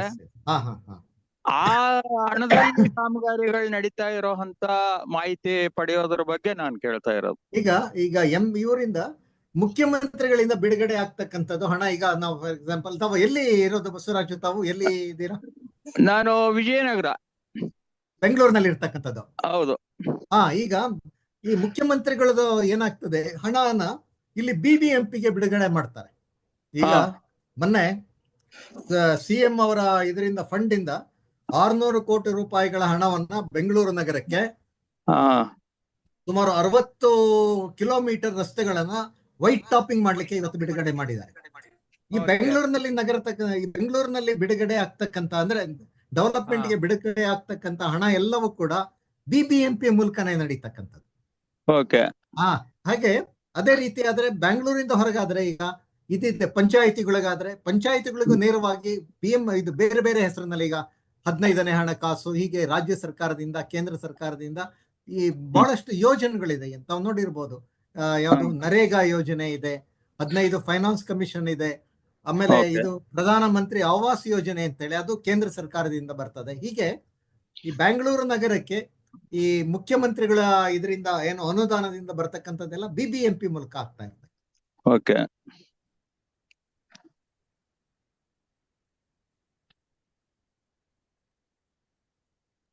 Sir, we're moving on to the next question. I will invite Mr. Siddharth Mohana. I'm allowing you to talk. Sir, please unmute yourself and ask the question. Am I audible? Yes, please go ahead. All right. Thank you, Ashita. Also, thank you, sir, for the session so far. I'll keep the question in English. I think you already answered the 2 questions I had, but I had 1 or 2 more. The first question that I want to ask is, does it make a difference when you reach out to the authorities and seek information as an individual or as a group? Please. Okay. Because my thinking is that as a group, the authorities might tend to have, based on your experience, you can answer this. Does it have more weightage in terms of the response compared to reaching out and asking as an individual? That is my first question. The second question is, every time I reach out to the authorities, do I have to explicitly mention the RTI Act when I interact with them? I can give an example. basically when I reached out to, I don't want to name the official, but some officials of BBMP to get information on the institutional barriers concerning transport. It's concerned to my profession. I got no response. So my question is, did I have to, when I sent them a mail, did I have to mention under the RTI Act? This for me seems interesting. So I just want to know about that as well. Do I have to mention this every time I interact with them? The first one is your question is the question is the Act very specifically says only the citizen will have the right to seek information from the public authorities. That means only individuals can make application here. You cannot make application as a secretary or president of any organization. However, if you have got any group, any association or is there, you can mention, you have to invariably mention your name as Siddharth Mohana. Right. Even if you are a secretary, then you can mention your designation and you have to give the address here, name of the organization. Okay. You give it here. But here, that specifically says it is for the individuals, not for the other. Some people saw what they do is here, as the information, as a secretary or as a president of that particular organization here. In such a cases, their application gets rejected because the information has not been sought by the individual. That is the legal status of the RTI Act here. It is only for in your individual name, you have to seek the information. But however, for communication purpose, you can give the address of your organization. The first thing is here. The second one is the BBMP. Highest number of applications in Bangalore city are being filed before the BBMP authorities here. They are well versed with the BBMP officials are well versed with the Act and rules, but they act that they are innocent, they are ignorant about the law. Deliberately they do it. Normally, because once they provide the information, they know their misdeeds will come to the light and all here. What type of information you are seeking from the BBMP, Mr. Siddharth? What type of information you are seeking? Hello? You can unmute yourself. You can unmute. Sorry, I was talking. Can you hear me now? Oh, what type of information? Yes, from BBMP? Yes. So for my master's, I basically reached out to all the stakeholders in like organizations in Bengaluru to understand the institutional barriers of the transport system concerning cycling. It's just a rough framework. And I was able to reach out to all the major stakeholders who gave me their views, and except for the one major organization, which was BBMP. I reached out through my connections to them, but I got no response. So anyway, I concluded the report, and that is over. It's the end of it. But again, my thing was this is the institutional information regarding how they make decisions, transport planning decisions. Okay. On what basis do they decide that we're going to create a tunnel road is, or flyover is necessary for Bangalore? Or these are the kind of questions that I had to kind of understand the institutional mechanisms or planning decisions. Regarding the traffic is concerned, there is one department called Traffic Engineering Department in the BBMP here. I think you are aware of it. Traffic engineering exclusively for maintenance of these traffic junctions, maintenance of signals in the roadside, all here. These road markings, the lane markings and all, they undertake all this traffic engineering and all. I think that you can contact them, and by making applications, you can seek the specific. Only thing is here, information, only specific information can be sought. Suppose if they have undertaken any particular junction development, traffic, you can seek, you can limit your application only to that particular junction. And the policy matters and all, even we can seek from them, and the detailed project reports of the projects undertaken by them, that also you can seek the information from them here. And another advantage from BBMP is here, as I earlier said, there is one portal called Integrated Finance Management Services, IFMS is there here. if you go to that portal, I think you can download the work orders issued by that, particularly from traffic engineering department. Only thing is it is quite technical and you must have some preliminary knowledge, because all informations are hidden under job code numbers. Unless you know the job code number or the work order, you cannot get into the portal and download the information. No? Yeah. Okay. If you do some exercise, some explore, if you explore their that IFMS, I think that you can download lot of information from the BBMP website itself. Here. And please make application to the traffic engineering, sir. I think that will be the part that is the relevant department which deals with your problems. Thank you very much. Okay. Thank you for your question. I think Akshata, you can unmute yourself and please ask your question too, sir. Sir ನಮಸ್ಕಾರ. ನಮಸ್ಕಾರ sir, ನನ್ನ ಹೆಸರು ಅಕ್ಷತಾ ಅಂತ. Sir, ನಂದು 2 question ಇದೆ. ಒಂದ್ ಬಂದು sir, ನಾವು RTI ಅಪ್ಲೈ ಮಾಡಿದಾಗ ಅವರು ಮಾಡಿಲ್ದರ ಯಾಕೆ ಮಾಡಿಲ್ಲ ಅನ್ನೋದು ಸಹ ಅದ್ರಲ್ಲಿ ಇನ್ಕ್ಲೂಡ್ ಮಾಡ್ಬೋದಾ? ಅದ್ ಒಂದ್ ಕ್ವೆಶನ್ ಸರ್. ಆಮೇಲೆ ಇನ್ನು ಪೊಲೀಸ್ ಸ್ಟೇಷನ್ಸ್ ಅಲ್ಲಿ ನಾವು ಈಗ 1 yearದು ನಂಬರ್ ಆಫ್ ಅಟ್ರಾಸಿಟಿ ಕೇಸಸ್ ಅಥವಾ number of cases against the women, domestic violence, ಅದೆಲ್ಲ ಕೌಂಟು ಪ್ಲಸ್ ಸಾಲ್ವ್ ಆಗಿದ್ಯಾ, ಅದು ಯಾವ ಸ್ಟೇಟಸ್ ಅಲ್ಲಿ ಇದೆ, ಇವೆರಡು ಮಾಹಿತಿಗಳನ್ನ ಪಡ್ಕೋಬಹುದಾ ಅನ್ನೋದು 2 ಕ್ವೆಶನ್ಸ್ ಇದೆ ಸರ್. ಒಂದು, what action has been taken ಅಂತಕ್ಕಂಥದ್ದು ನೀವು ಕೇಳಿದ್ರಿ ಅಲ್ವಾ? Yes sir, yes sir. Yes, but RTI ನಲ್ಲಿ ನಾನು as I said, suppose if I made any ಮುಂಚೆನೆ ಒಂದು ರೆಪ್ರೆಸೆಂಟೇಷನ್ ಅಥವಾ ಯಾವುದೋ ಒಂದು ಲೆಟರ್ ಬರ್ದಿರ್ತೀರಾ ಸೀಕಿಂಗ್ ಸರ್ಟನ್ ಇದು action on that petition, or they have made some petition demanding some action. Suppose if action has not been taken, you can make an application under RTI Act by enclosing that complaint and ask them action taken report on that particular petition or complaint. You can ask for it. Action taken, but action taken report on any complaint or petition if you had made earlier. Okay. But ಆದ್ರೆ ಯಾವುದೋ ಒಂದು ಕೇಳಿ, ಈ ರಸ್ತೆಯನ್ನ ಯಾಕೆ ನೀವು ಅಭಿವೃದ್ಧಿ ಮಾಡಿಲ್ಲ, ಯಾಕೆ ಇದ್ರ ಬಗ್ಗೆ ಕ್ರಮ ತಗೊಂಡಿಲ್ಲ, ಆ ತರ ಕೇಳಲಿಕ್ಕೆ ಬರೋದಿಲ್ಲ, ಮಾಹಿತಿ ಕೇಳಲಿಕ್ಕೆ ಬರೋದಿಲ್ಲ. I think you are clear, this subject is clear ಅಲ್ಲ? ಸರ್, ಫಸ್ಟ್ ಕ್ವೆಶ್ಚನ್ ಕೇಳಿದ್ರೆ ಮಾತ್ರ ಅದು ನೆಕ್ಸ್ಟ್ ಆಕ್ಷನ್ ಅಲ್ಲ. ಫಸ್ಟ್ ನೀವು ಪೆಟಿಷನ್ ಅಥವಾ ಕಂಪ್ಲೇಂಟ್, ಪೆಟಿಷನ್ ಆರ್ ಕಂಪ್ಲೇಂಟ್, ಆ ಪೆಟಿಷನ್ ಅಥವಾ ಕಂಪ್ಲೇಂಟ್ ಮೇಲೆ action taken report can be action taken report and the documents of the certified copy for all documents available in that particular complaint file. Okay sir.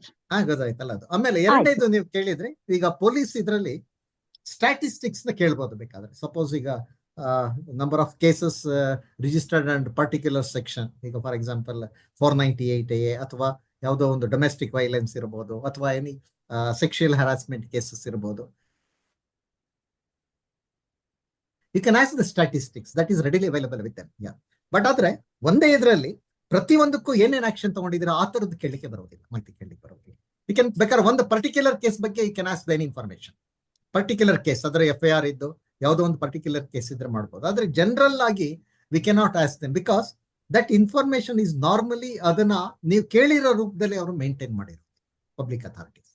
ಈ ಕಾನೂನು ಏನ್ ಹೇಳುತ್ತೆ, ನಾವು ಇದು ಮಾಹಿತಿ ಕೇಳಿದಾಗ ಅದನ್ನ ಕೊಲೇಟ್ ಅಥವಾ ಅದನ್ನ ಕಂಪೈಲ್ ಮಾಡಿ ಕೊಡಿ ಅಂತೇಳಿ ಈ ಕಾನೂನಲ್ಲಿ ಕೊಡೋದಕ್ಕೆ ಅವಕಾಶ ಇಲ್ಲ. ಏನು ರೆಡಿಲಿ ಅವೈಲಬಲ್ ಇರ್ತದೆ ಅದರ ಸರ್ಟಿಫೈಡ್ ಕಾಪೀಸ್ ಕೇಳೋದು. ಆಮೇಲೆ ಫಾರ್ ಎಕ್ಸಾಂಪಲ್, ಈಗ ನೀವು ಯಾವುದೋ ಒಂದು ಪರ್ಟಿಕ್ಯುಲರ್ ಕೇಳಿದ್ರೆ, ಈಗ ವುಮೆನ್ ಅಗೇನೆಸ್ಟ್ ಇದರಲ್ಲಿ ಈ ನಾರ್ಮಲಿ ಏನಾಗ್ತದೆ, ಈ ಇದು ಯಾವುದು ಮಹಿಳೆಯರ ಮತ್ತೆ ಮಕ್ಕಳ ಮೇಲಿನ ಅಪರಾಧಗಳ ಬಗ್ಗೆ normally they send annual reports to the, ಈಗ ವುಮೆನ್ಸ್ ಕಮಿಷನ್ ಇರ್ಬೋದು ಅಥವಾ ಚೈಲ್ಡ್ ವೆಲ್ಫೇರ್ ಕಮಿಟೀಸ್ ಇರ್ತದೆ, ಸರ್ಕಾರಕ್ಕೆ ಆನ್ಯುಯಲ್ ರಿಪೋರ್ಟ್ಗಳನ್ನು ಕೊಡ್ತಾರೆ ಪೊಲೀಸ್ ಡಿಪಾರ್ಟ್ಮೆಂಟ್ ಇಂದ, ಡೈರೆಕ್ಟರ್ ಜನರಲ್ ಆಫ್ ಪೊಲೀಸ್ ಇಂದ. ಆ ತರದ ರಿಪೋರ್ಟ್ಗಳನ್ನ ಕೇಳಿದಾಗ ನಿಮಗೆ ಬಹಳಷ್ಟು ನಿಮಗೆ ಈ ತರದ ಇನ್ಫಾರ್ಮೇಶನ್ಗಳು ಸಿಗ್ತದೆ. ಐ ಥಿಂಕ್ ಸೊ ನಾವು ಅಲ್ಲಿ ಇನ್ಫಾರ್ಮೇಶನ್ ಪಡಿಬೇಕಾಗುತ್ತೆ. ವಿಮೆನ್ ಕಮಿಷನ್ ಅಲ್ಲಿ ನಾವು ಅಲ್ಲಿ ಅರ್ಜಿ ಸಲ್ಲಿಸಿ ಅಲ್ಲಿ ತಗೋಬೇಕಾಗತ್ತಾ ಸರ್? ಅಲ್ಲ, ಅಲ್ಲೂ ಕೂಡ ಅವ್ರು ಏನ್ ಮಾಡ್ತಾರೆ, ಈ ಪೊಲೀಸ್ ಇಂದ ರಿಪೋರ್ಟ್ಗಳನ್ನ ಕೇಳ್ತಾ ಇರ್ತಾರೆ ಸಾಧಾರಣ, ಅಥವಾ ಈ ಪೊಲೀಸ್ ಡಿಪಾರ್ಟ್ಮೆಂಟ್ ಇಂದ ಕೆಲವು ಆನ್ಯುಯಲ್ ರಿಪೋರ್ಟ್ಗಳನ್ನ ಇವ್ರಿಗೆ ಕಳಿಸ್ಕೊಡ್ತಾರೆ. Women's and child welfare department ಇದೆ, ಹೋಮ್ ಡಿಪಾರ್ಟ್ಮೆಂಟ್ ಕಳಿಸ್ಕೊಡ್ತಾರೆ. ಆ ತರದ ರಿಪೋರ್ಟ್ಗಳಿದ್ರೆ ಆ ತರದ ರಿಪೋರ್ಟ್ಗಳ ಕಾಪಿಗಳನ್ನು ಕೂಡ ಕೇಳಿ. ಓಕೆ. ಈಗ ಆ ತರದ ರಿಪೋರ್ಟ್ 1000 ಕೇಸಸ್ ಅಲ್ಲಿ ಒಂದು ಲೈಕ್ ಎಷ್ಟ್ ಕೇಸ್ ಸಾಲ್ವ್ ಆಗಿದೆ, ಎಷ್ಟ್ ಕೇಸ್ ನಡೀತಾ ಇದೆ, ಎಷ್ಟ್ ಕೇಸ್ ಬಿದೋಗಿದೆ, ಅದಕ್ಕೆ ಸಿಗಬಹುದಾ? ಹೇಳ್ಬೋದು. ಅದನ್ನ ಸ್ಟ್ಯಾಟಿಸ್ಟಿಕ್ಸ್ ಬೇಕಾದ್ರೆ ಕೇಳ್ಬೋದು. ಬಿಕಾಸ್ ಪೊಲೀಸ್ ಅಲ್ಲಿ ಪೊಲೀಸ್ ಅವರಲ್ಲಿ ಒಂದು ಇದಿದೆ, ಸ್ಟ್ಯಾಟಿಸ್ಟಿಕ್ಸ್ ಇದಿದೆ. ಪೊಲೀಸ್ ಒಂದು ವಿಂಗ್ ಇದೆ, DG ಆಫೀಸ್ಗೆ ಸೇರಿದಾಗೆ ಒಂದು ವಿಂಗ್ ಇದೆ. ಅವರಲ್ಲಿ ಸ್ಟೇಟ್ ಕ್ರೈಮ್ ಬ್ಯೂರೋ ಅಂತ ಹೇಳಿ ಹೇಳ್ತಾರೆ, ಕ್ರೈಮ್ ರೆಕಾರ್ಡ್ ಬ್ಯೂರೋ ಅಂತ ಹೇಳಿ, ಸ್ಟೇಟ್ ಕ್ರೈಮ್ ರೆಕಾರ್ಡ್ ಬ್ಯೂರೋ ಅಂತ ಹೇಳಿ.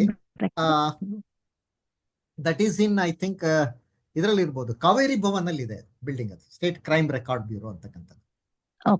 ಸಾರಿ, ನೌ ಇಟ್ ಈಸ್ ಇನ್ ಇದು ಯಾವುದು ನಮ್ಮ MS ಬಿಲ್ಡಿಂಗ್ ಅಲ್ಲಿ ಇದೆ, ಲೋಕಾಯುಕ್ತ ಆಫೀಸ್ ಹಿಂಭಾಗದಲ್ಲಿ ಇದೆ ಸ್ಟೇಟ್ ಕ್ರೈಮ್ ರೆಕಾರ್ಡ್ ಬ್ಯೂರೋ ಅಂತ ಹೇಳಿ. ಅಲ್ಲಿ ನೀವು ಈ ಕ್ರೈಮ್ಗಳಿಗೆ ಸಂಬಂಧಪಟ್ಟಂತಹ ಅಂಕಿಅಂಶಗಳು ಅಂದ್ರೆ ಸ್ಟ್ಯಾಟಿಸ್ಟಿಕ್ಸ್ ಅವೈಲಬಲ್ ಇದೆ.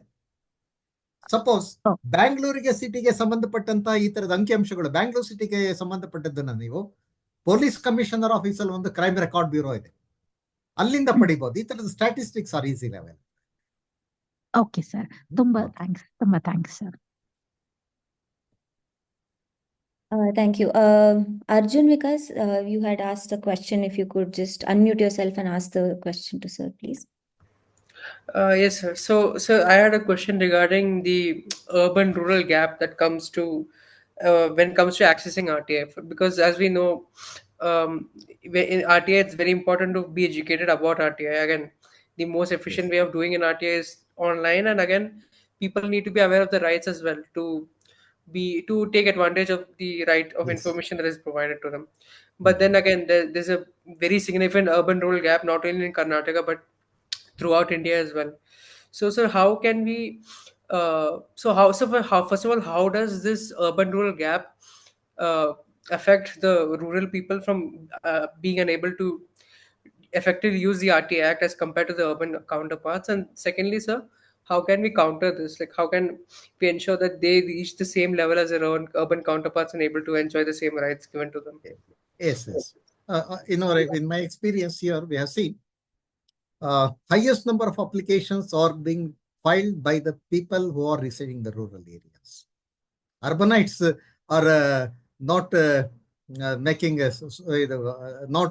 they are not much interested in RTI, but they have seen highest number of applications are being filed before the Gram Panchayats seeking information by the peoples residing in the rural area only. They are very well aware of it. They have got more knowledge than us regarding the use of RTI is concerned here. And even highest number of second appeals before the Karnataka information is from the rural people, not from the urban people here. So even there are a lot of NGOs and groups are working in spreading the message of RTI. We have conducted lot of workshops even on rural places for educating these rural peoples here. And another is astonishing thing is here, even in the competitive examinations conducted by the state government, highest number of toppers will be from the rural area here. For example, the KS, if you take the Karnataka Administrative Service or IAS, or even in IAS and IPS, highest number of people come from the rural area, not from the urban area. They are very well aware of how our government works. You ask something about the administration from the urban area, the children or the youths in urban area, they are not aware of it. But the youths residing in the rural area, they know how their Gram Panchayat is functioning. This is how they have got their level of knowledge is superior than the urbanites here. So, but anyhow, we have made lot of publications in Kannada also. We are reaching out to the people in the rural, because the 80% of the people live in rural areas here. Okay, thank you. Arjun? Thank you, sir. Thank you, sir. Mr. Veeranna, please go ahead with your question. Please unmute yourself. Sir ನಮಸ್ಕಾರ. ನಮಸ್ಕಾರ, ಹೇಳಿ ವೀರಣ್ಣ ಅಂತ. ನಾನು ward number 69 Laggere, Bengaluru ನಗರದಿಂದ ಮಾತಾಡ್ತಾ ಇದ್ದೀನಿ. BBMP ಇದರಲ್ಲಿ ಸಾಕಷ್ಟು ನಾವು ಕೇಳಿದಾಗ, ಅಪ್ಲಿಕೇಶನ್ ಹಾಕಿದಾಗ RTI ಅಪ್ಲಿಕೇಶನ್ ಅವರು ರೆಸ್ಪಾನ್ಸೇ ಮಾಡೋದಿಲ್ಲ, ಏನು ಉತ್ತರನೂ ಬರೋದಿಲ್ಲ. ಕಾಲಮಿತಿ ಏನಿದೆ, ನೆಕ್ಸ್ಟ್ ಏನ್ ಮಾಡ್ಬೇಕು ನಾವು? ಈಗ ವೀರಣ್ಣ, ನೀವು BBMP ಏನು ಮಾಹಿತಿ ಕೇಳ್ತಾ ಇದ್ದಾರೆ? ಜಾಸ್ತಿ ಮಾಹಿತಿ ಯಾವ್ದ್ರ ಬಗ್ಗೆ ಫೋಕಸ್ ಮಾಡ್ತಾ ಇದ್ದೀರಾ? ಉದಾಹರಣೆಗೆ ನಾನು ವಾರ್ಡ್ ನಂಬರ್ 69 ಅಲ್ಲಿ ಕಳೆದ ವರ್ಷ ನಡೆದಿರೋ ಕಾಮಗಾರಿಗಳು ಏನೇನ್ ನಡೆದಿದೆ, ಏನೇನಕ್ಕೆ ಹಣ ವ್ಯಯ ಆಗಿದೆ, ಓಕೆ ಓಕೆ, ಹಾ ಹಾ ಹಾ, ಈ ರೀತಿ ಉದಾಹರಣೆಗೆ. ಹಾ, ನಾನ್ ನಿಮಗೆ ಒಂದು ಹೇಳಿದೆ, IFMS ಅಂತ ಹೇಳಿ ಒಂದು ಇದಿದೆ, ಯಾವುದು ಪೋರ್ಟಲ್ ಇದೆ. BBMP ನಲ್ಲಿ ಹೋದ್ರೆ, ನೀವು BBMP ವೆಬ್ಸೈಟ್ ನಲ್ಲಿ ಹೋದ್ರೆ ಸಾರ್ವಜನಿಕ ವೀಕ್ಷಣೆ, ಕಾಮಗಾರಿಗಳ ಸಾರ್ವಜನಿಕ ವೀಕ್ಷಣೆ ಅಂತ ಒಂದು ಲಿಂಕ್ ಸಿಗುತ್ತೆ. ನೀವು ಸರಿ ಸರಿ ಅಲ್ಲಿ ಹೋದ್ರೆ ನೀವು ಅದರಲ್ಲಿ ವಾರ್ಡ್ ವೈಸ್ ಏನ್ ವರ್ಕ್ಗಳಾಗಿದೆ ಅದು ಬಹಳಷ್ಟು ಸಿಗ್ತಾ ಇದೆ, ಇನ್ಫಾರ್ಮೇಶನ್ ಸಿಗ್ತಾ ಇದೆ.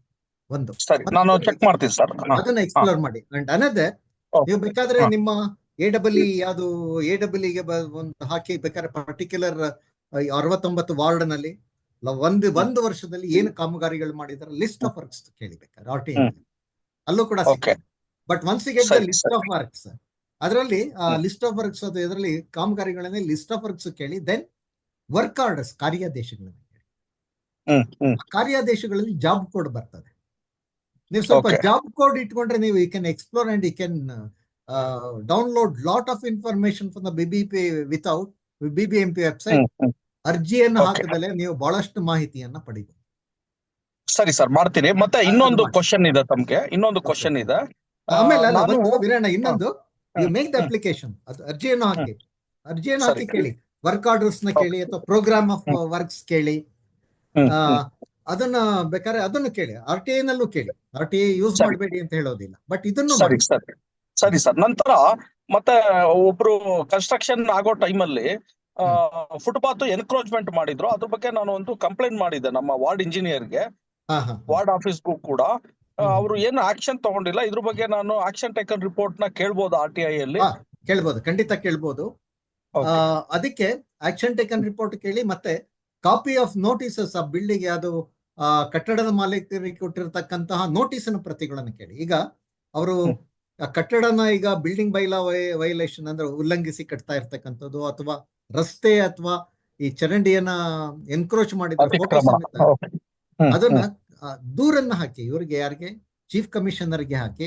ಸಪೋಸ್ ಅವ್ರು ರಸ್ತೆಯನ್ನ ಅವರು ಎನ್ಕ್ರೋಚ್ ಮಾಡಿದ್ದಾರೆ ಅಂದ್ರೆ BMTF ಇದೆ, ಗೊತ್ತಲ್ಲ ನಮ್ಗೆ, ಬ್ಯಾಂಗ್ಳೂರ್ ಮೆಟ್ರೋಪಾಲಿಟನ್ ಟಾಸ್ಕ್ ಫೋರ್ಸ್ ಅಂತ ಹೇಳಿ ಒಬ್ರು ಅಡಿಷನಲ್ GP ಕೂಡ ಇದ್ದಾರೆ.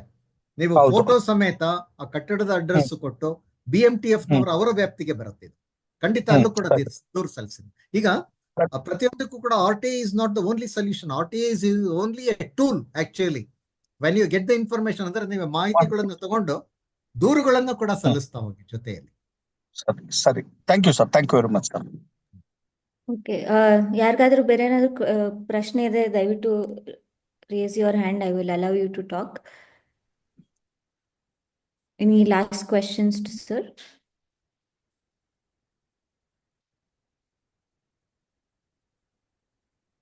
Or you can, okay, I think Rajshri has a question. You can talk now. Yeah, so the question I have is, sir, thank you for your information. It is fantastic. I don't follow Kannada so much, but I have a question. Rajshri, sorry to interrupt you, but your voice is not very clear. So can you just speak towards the speaker properly, please? Yeah, can you hear me? It's better. Yeah. Okay, the question I have is, just a short question on my side. When we raise an RTI, is it visible, like who has raised it? Do we have to give our name? Sorry, I couldn't. This question. No, not audible. Maybe you could just drop a question on the chat box. Yeah, I'll just read it in the chat box. Yes, I will read it out for you. You can just type it in the chat box. Meanwhile, if anybody has any questions, ಯಾರಿಗಾದ್ರೂ ಏನಾದ್ರೂ ಪ್ರಶ್ನೆ ಇದೆ ದಯವಿಟ್ಟು ಹೇಳಿ. Chat is disabled. Sorry, 1 second. You can, sorry, you can put it on the Q&A box. I can read it out. Yeah, okay.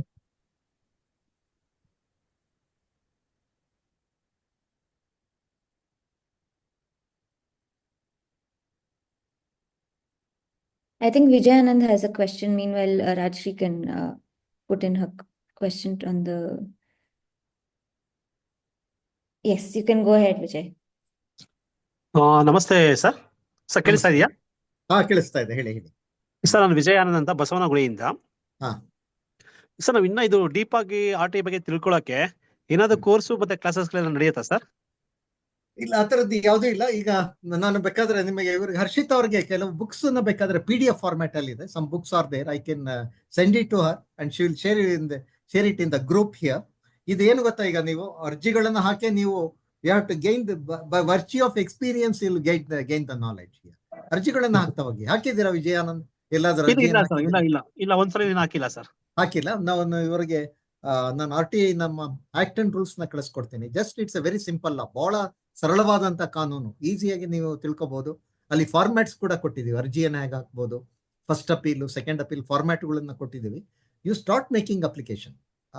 ಒಂದು ಯಾವ್ದಾದ್ರು ಒಂದು particular ಒಂದು ಡಿಪಾರ್ಟ್ಮೆಂಟ್ ಫೋಕಸ್ ಮಾಡಿ. ಡೋಂಟ್ ಫೋಕಸ್ ಆನ್ ಆಮೇಲೆ ಪರ್ಟಿಕ್ಯುಲರ್ ಎಲ್ಲಿ ನಿಮಗೆ ವೇರ್ ಯು ಆರ್ ಇಂಟ್ರೆಸ್ಟೆಡ್, ಅಥವಾ ನಿಮಗೆ ಎಲ್ಲಿ ಸಮಸ್ಯೆ ಜಾಸ್ತಿ ಇದೆ, ಅಥವಾ ಎಲ್ಲಿ ನಿಮ್ದೇ ಒಂದು you have to create your own area of interest here.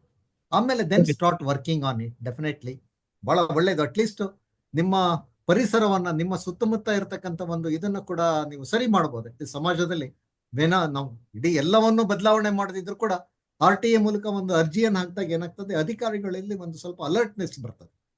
ಹೀಗಾಗಿ ಏನಾಗ್ತದೆ, ಈ ಕಾಮಗಾರಿಗಳು ನಡೀತಿದ್ರೆ ಕಾಮಗಾರಿಗಳ ಒಂದು ಇದು ಏನು ಕ್ವಾಲಿಟಿ ಸ್ವಲ್ಪ ಇಂಪ್ರೂವ್ ಆಗ್ಬೋದು. ಆಮೇಲೆ ಈ ಬೋಗಸ್ ಬಿಲ್ಗಳು ಮಾಡ್ತಕ್ಕಂಥದ್ದು, ಈ ತರದೆಲ್ಲ ಖಂಡಿತ ನಿಲ್ಲುತ್ತೆ. We can do it. ಈಗ ಎನ್ವೈರನ್ಮೆಂಟಲಿಸ್ಟ್ ಇದ್ದಾರೆ, ಎನ್ವೈರನ್ಮೆಂಟಲ್ ಬಗ್ಗೆ ಅಥವಾ ಟ್ರಾಫಿಕ್ ಬಗ್ಗೆ ಯಾವ್ದಾದ್ರು ಒಂದು ಏರಿಯಾ ಆಫ್ ಇದು, ಹೆಲ್ತ್ ಇರ್ಬೋದು, ಎಜುಕೇಶನ್ ಇರ್ಬೋದು, ಒಂದು ಏರಿಯಾ ಯಾವ್ದಾದ್ರು ಸೆಲೆಕ್ಟ್ ಮಾಡ್ಕೊಂಡು you start working on. It's good. ಏನ್ ಮಾಡ್ತಾ ಇದ್ದೀರಿ ವಿಜಯಾನಂದ್ ನೀವು? ಸರ್ ನಾನು ಕಾಂಗ್ರೆಸ್ ಪಾರ್ಟಿ ಇದ್ದೀನಿ, youth Congress state vice president ಆಗಿದ್ದೀನಿ sir. Okay, good good good. ಹಾ. ಈಗ ನಿಮ್ಮಲ್ಲಿ ಆಕ್ಚುಲಿ ಎಲ್ಲ ಕಾಂಗ್ರೆಸ್ ಇದು ಅಲ್ಲ, ಎಲ್ಲ ರಾಜಕೀಯ ಪಕ್ಷಗಳಲ್ಲೂ ಕೂಡ ಒಂದು ಲೀಗಲ್ ಸೆಲ್ ಇದೆ. ಲೀಗಲ್ ಸೆಲ್ ಜೊತೆಯಲ್ಲಿ ಒಂದು RTI ಸೆಲ್ ಅಂತ ಈಗ ಮಾಡಿದ್ದಾರೆ. ಇವಾಗ ಗೊತ್ತಿರ್ಬೇಕು ನಿಮಗೆ. ಎಲ್ಲ ರಾಜಕೀಯ ಪಕ್ಷಗಳು ಬಹಳಷ್ಟು ಇಂಪಾರ್ಟೆನ್ಸ್ ಇವತ್ತು ಕೊಡ್ತಾ ಇರ್ತಕ್ಕಂಥದ್ದು RTI. ನೀವು ನೋಡ್ತಾ ಇದ್ದೀರಾ, ನಿಮ್ಮ ವಿರೋಧಿಗಳನ್ನ ಹಡಿಲಿಕ್ಕೆ ಬೇಕಾಗ್ತಕ್ಕಂಥದ್ದು ಮಾಹಿತಿ. ಹೌದಾ? ಇದು ಇನ್ಫಾರ್ಮೇಶನ್ ಇಸ್ ದ ಸ್ಟ್ರೆಂತ್ ಇವತ್ತಿನ ಇದರಲ್ಲಿ. ನಿಮಗೆ ಎಷ್ಟು ಇನ್ಫಾರ್ಮೇಶನ್ ಇಟ್ಕೊಳ್ತೀರೋ ಅಷ್ಟು ಬಹಳ ಪ್ರಬಲವಾಗಿ ನೀವು ಹೋರಾಟ ಮಾಡಬಹುದು ಅಂತಕ್ಕಂಥದ್ದು. ಖಂಡಿತ ಯೂಸ್ ಮಾಡಿ. ಹೆಚ್ಚಿನ ಯುವಕರು ಬರಬೇಕು ನಮಗೆ. ನಮ್ಮ what we expect is here, youth should come and join this movement. Thank you, sir. Thank you so much, sir. Thank you for your question. Rajsi's question, I'm going to read it out to you. When we raise RTI, can the official see our name and can it be kept a secret, as that is common deterrent for actually raising it, especially in case of illegal construction or building plan, etc., where real estate mafia will be against us? Yeah. Is there a way to ensure the secrecy? No, normally, madam, what happens here, when we make an application to RTI, or if we make a complaint, they don't keep the names of the complainant or the applicant confidential. That is a problem here. And sometimes this is why the RTI activists are facing a lot of life threat. You are aware of it. In Karnataka alone, we have lost about 12 lives for fighting for the social causes here. It's a very, very difficult task. The officials, they never keep the names secret, but there is a provision under RTI. Suppose if I make an application, that the details of my personal details, that is name and address, should not be disclosed. But however, in practical, it is not happening here. There is an element of risk in making the application. I agree, especially when we fight against this builders lobby or mafia. Yes, this happens here when information is sought on building. But one thing I suggest you need not make application for getting the information on the building particulars of the building concern, because it is already available in the BBMP website here. You explore the BBMP website, there you can find out the plan details, LP details, the documents, supporting documents submitted by the building owner and all here. So if there is any violation, even then you can make a complaint. Even sometimes they entertain anonymous complaints also, they entertaining. But in case of building bylaw violations are concerned here. Right. Rajshri, I hope that answered your question. Arjun, do you have one more question to ask? Yes, sir. Actually, I had a question. It's a bit personal one, because I have personally had instances with RTI at my home. My mother is a civil engineer. She works for the Kerala government. Yeah. So she's also a public information officer in her area, so Okay. she gets a lot of RTIs as part of her job. The problem is, because of widespread corruption within the panchayat where she works in, there's a tendency of the contractors and other individuals there as well to use the RTI for their own personal vendettas. For example, there's a time limit within to respond to an RTI, which the government official has a responsibility to respond to. And if they do not, they have to be accountable for it. So my mother personally, I've seen her struggle because they will find baseless RTS for random information which is not relevant at all, but they would still do it. So my question is there any way we can prevent such misuse of RTS for personal vendettas, which can end up creating roadblocks for officials? Like, it ends up harming its original purpose in itself. No, only information can be denied or rejected only if it falls under Section 8 of the RTI. Section 8 says is only certain informations are exempted. That is the personal information like assets and liability of any government servant is there, or documents given by any public servant while joining the duty and all here. But there is no way out if the information is sought by any party individuals seeking the information certified a copy of the any documents that cannot be denied, and they have to reply it here. There is no way and how can you differentiate an application between how can you say that how can you consider the intentions of any person making the applications by reading the application? It's very difficult. It's the right of the citizens, but only thing is they are not expected to make highest number of applications to a particular authority. Here is what is happening. Some applications or applicants are making 100, 200 applications simultaneously to a public information officer to harass them here. But in such a cases, she can bring it to the knowledge of the superiors or the first authorities or the commission, information commission, and see that the rationale behind or the intention behind making application is not in the public interest. She has to prove it before the information commission. The role of a public information officer is nowadays is very sensitive, and it's a very difficult task also here. Not only your mother, and most of the PIOs are facing similar problems everywhere in the country here. Even commissions and high courts have given some verdicts in their favor, but only thing is they have to take it to their higher ups or to the forum, the first authority or the information commission, and where they have to put their grievances and see that they are protected from such applicants. Yeah. Thank you, sir. Right. So if there's no more questions, I'm going to move towards closing the session. Sir, ತುಂಬಾ ಧನ್ಯವಾದ. ಇವತ್ತು ಸವಿಸ್ತಾರವಾಗಿ ಎಲ್ಲಾನು detailed ಆಗಿ ಹೇಳಿದ್ದೀರಾ, ತುಂಬಾ examples ಕೊಟ್ಟು ಹೇಳಿದ್ದೀರಾ, ನಮ್ಮೆಲ್ಲರ ಪ್ರಶ್ನೆಗೂ ಉತ್ತರ ಕೊಟ್ಟಿದ್ದೀರಾ. ತುಂಬಾ thank you for your time. We look forward to interacting and hopefully more having more sessions with you also. And if anybody has any questions, can they reach out to you, sir? I can share your number, if that is okay, or an email ID, whatever. I will share my number. That is 944-870. I have that. I will share it on the 4693. Can share it, but I will send you this RTA. I mean RTA Act and Rules right now. I will share it. Do you please share it among the participants? Right. Let them read the act as number of times as possible here. Okay. First, you get acquainted with the law here. Once you go through the act and rules, then you will understand what it is here. And it's a very simple act here. It's a very saralavadanತ ಕಾನೂನು, ಏನಂತ ಕಷ್ಟವಾದ್ದೇನಿಲ್ಲ. Specific questions idre I will try to respond to it here. Right. Okay, Harshita. So thank you so much for your time, sir. Thank you all for joining and staying with us till the end. We look forward to one more. ಈಗ ನಾವು ಹೇಳಿರ್ತಕ್ಕಂಥಲ್ಲಿ ನಾವು ಇಡೀ entire ಕಾನೂನಿನ ಬಗ್ಗೆ ಸಮಗ್ರವಾಗಿ ಹೇಳಲಿಕ್ಕೆ ಸಾಧ್ಯ ಇಲ್ಲ. ಐ ಕ್ಯಾನ್ ಓನ್ಲಿ ಸುಮ್ಮನೆ ಒಂದು ಲೀಡಿಂಗ್ ಪಾಯಿಂಟ್ಸ್ ಕೊಟ್ಟಿರ್ತಕ್ಕಂಥದ್ದು, but I have shared my own experiences ಹೊರತು. ಬಟ್ ನೀವಾಗಿ ಅಪ್ಲಿಕೇಶನ್ಗಳನ್ನ ಹಾಕಿ ಅದನ್ನು ಪರ್ಸ್ಯೂ ಮಾಡಿದಾಗ ಮಾತ್ರ then only you will get the lot of knowledge about this. You can become expert in this field here. But make applications, at least 1 or 2 applications ಮಾಡಿದ್ರೆ ನಿಮ್ಗೆ ಅರ್ಥ ಆಗ್ತದೆ. ದೆನ್ ಪ್ರಾಕ್ಟಿಕಲ್ ಆಗಿ ಮಾಡಿದಾಗ ಮಾತ್ರ ನಿಮಗೆ can become perfect. Okay, thank you very much. Thank you for giving this opportunity, Archita. Thank you. Thank you, sir. Thank you.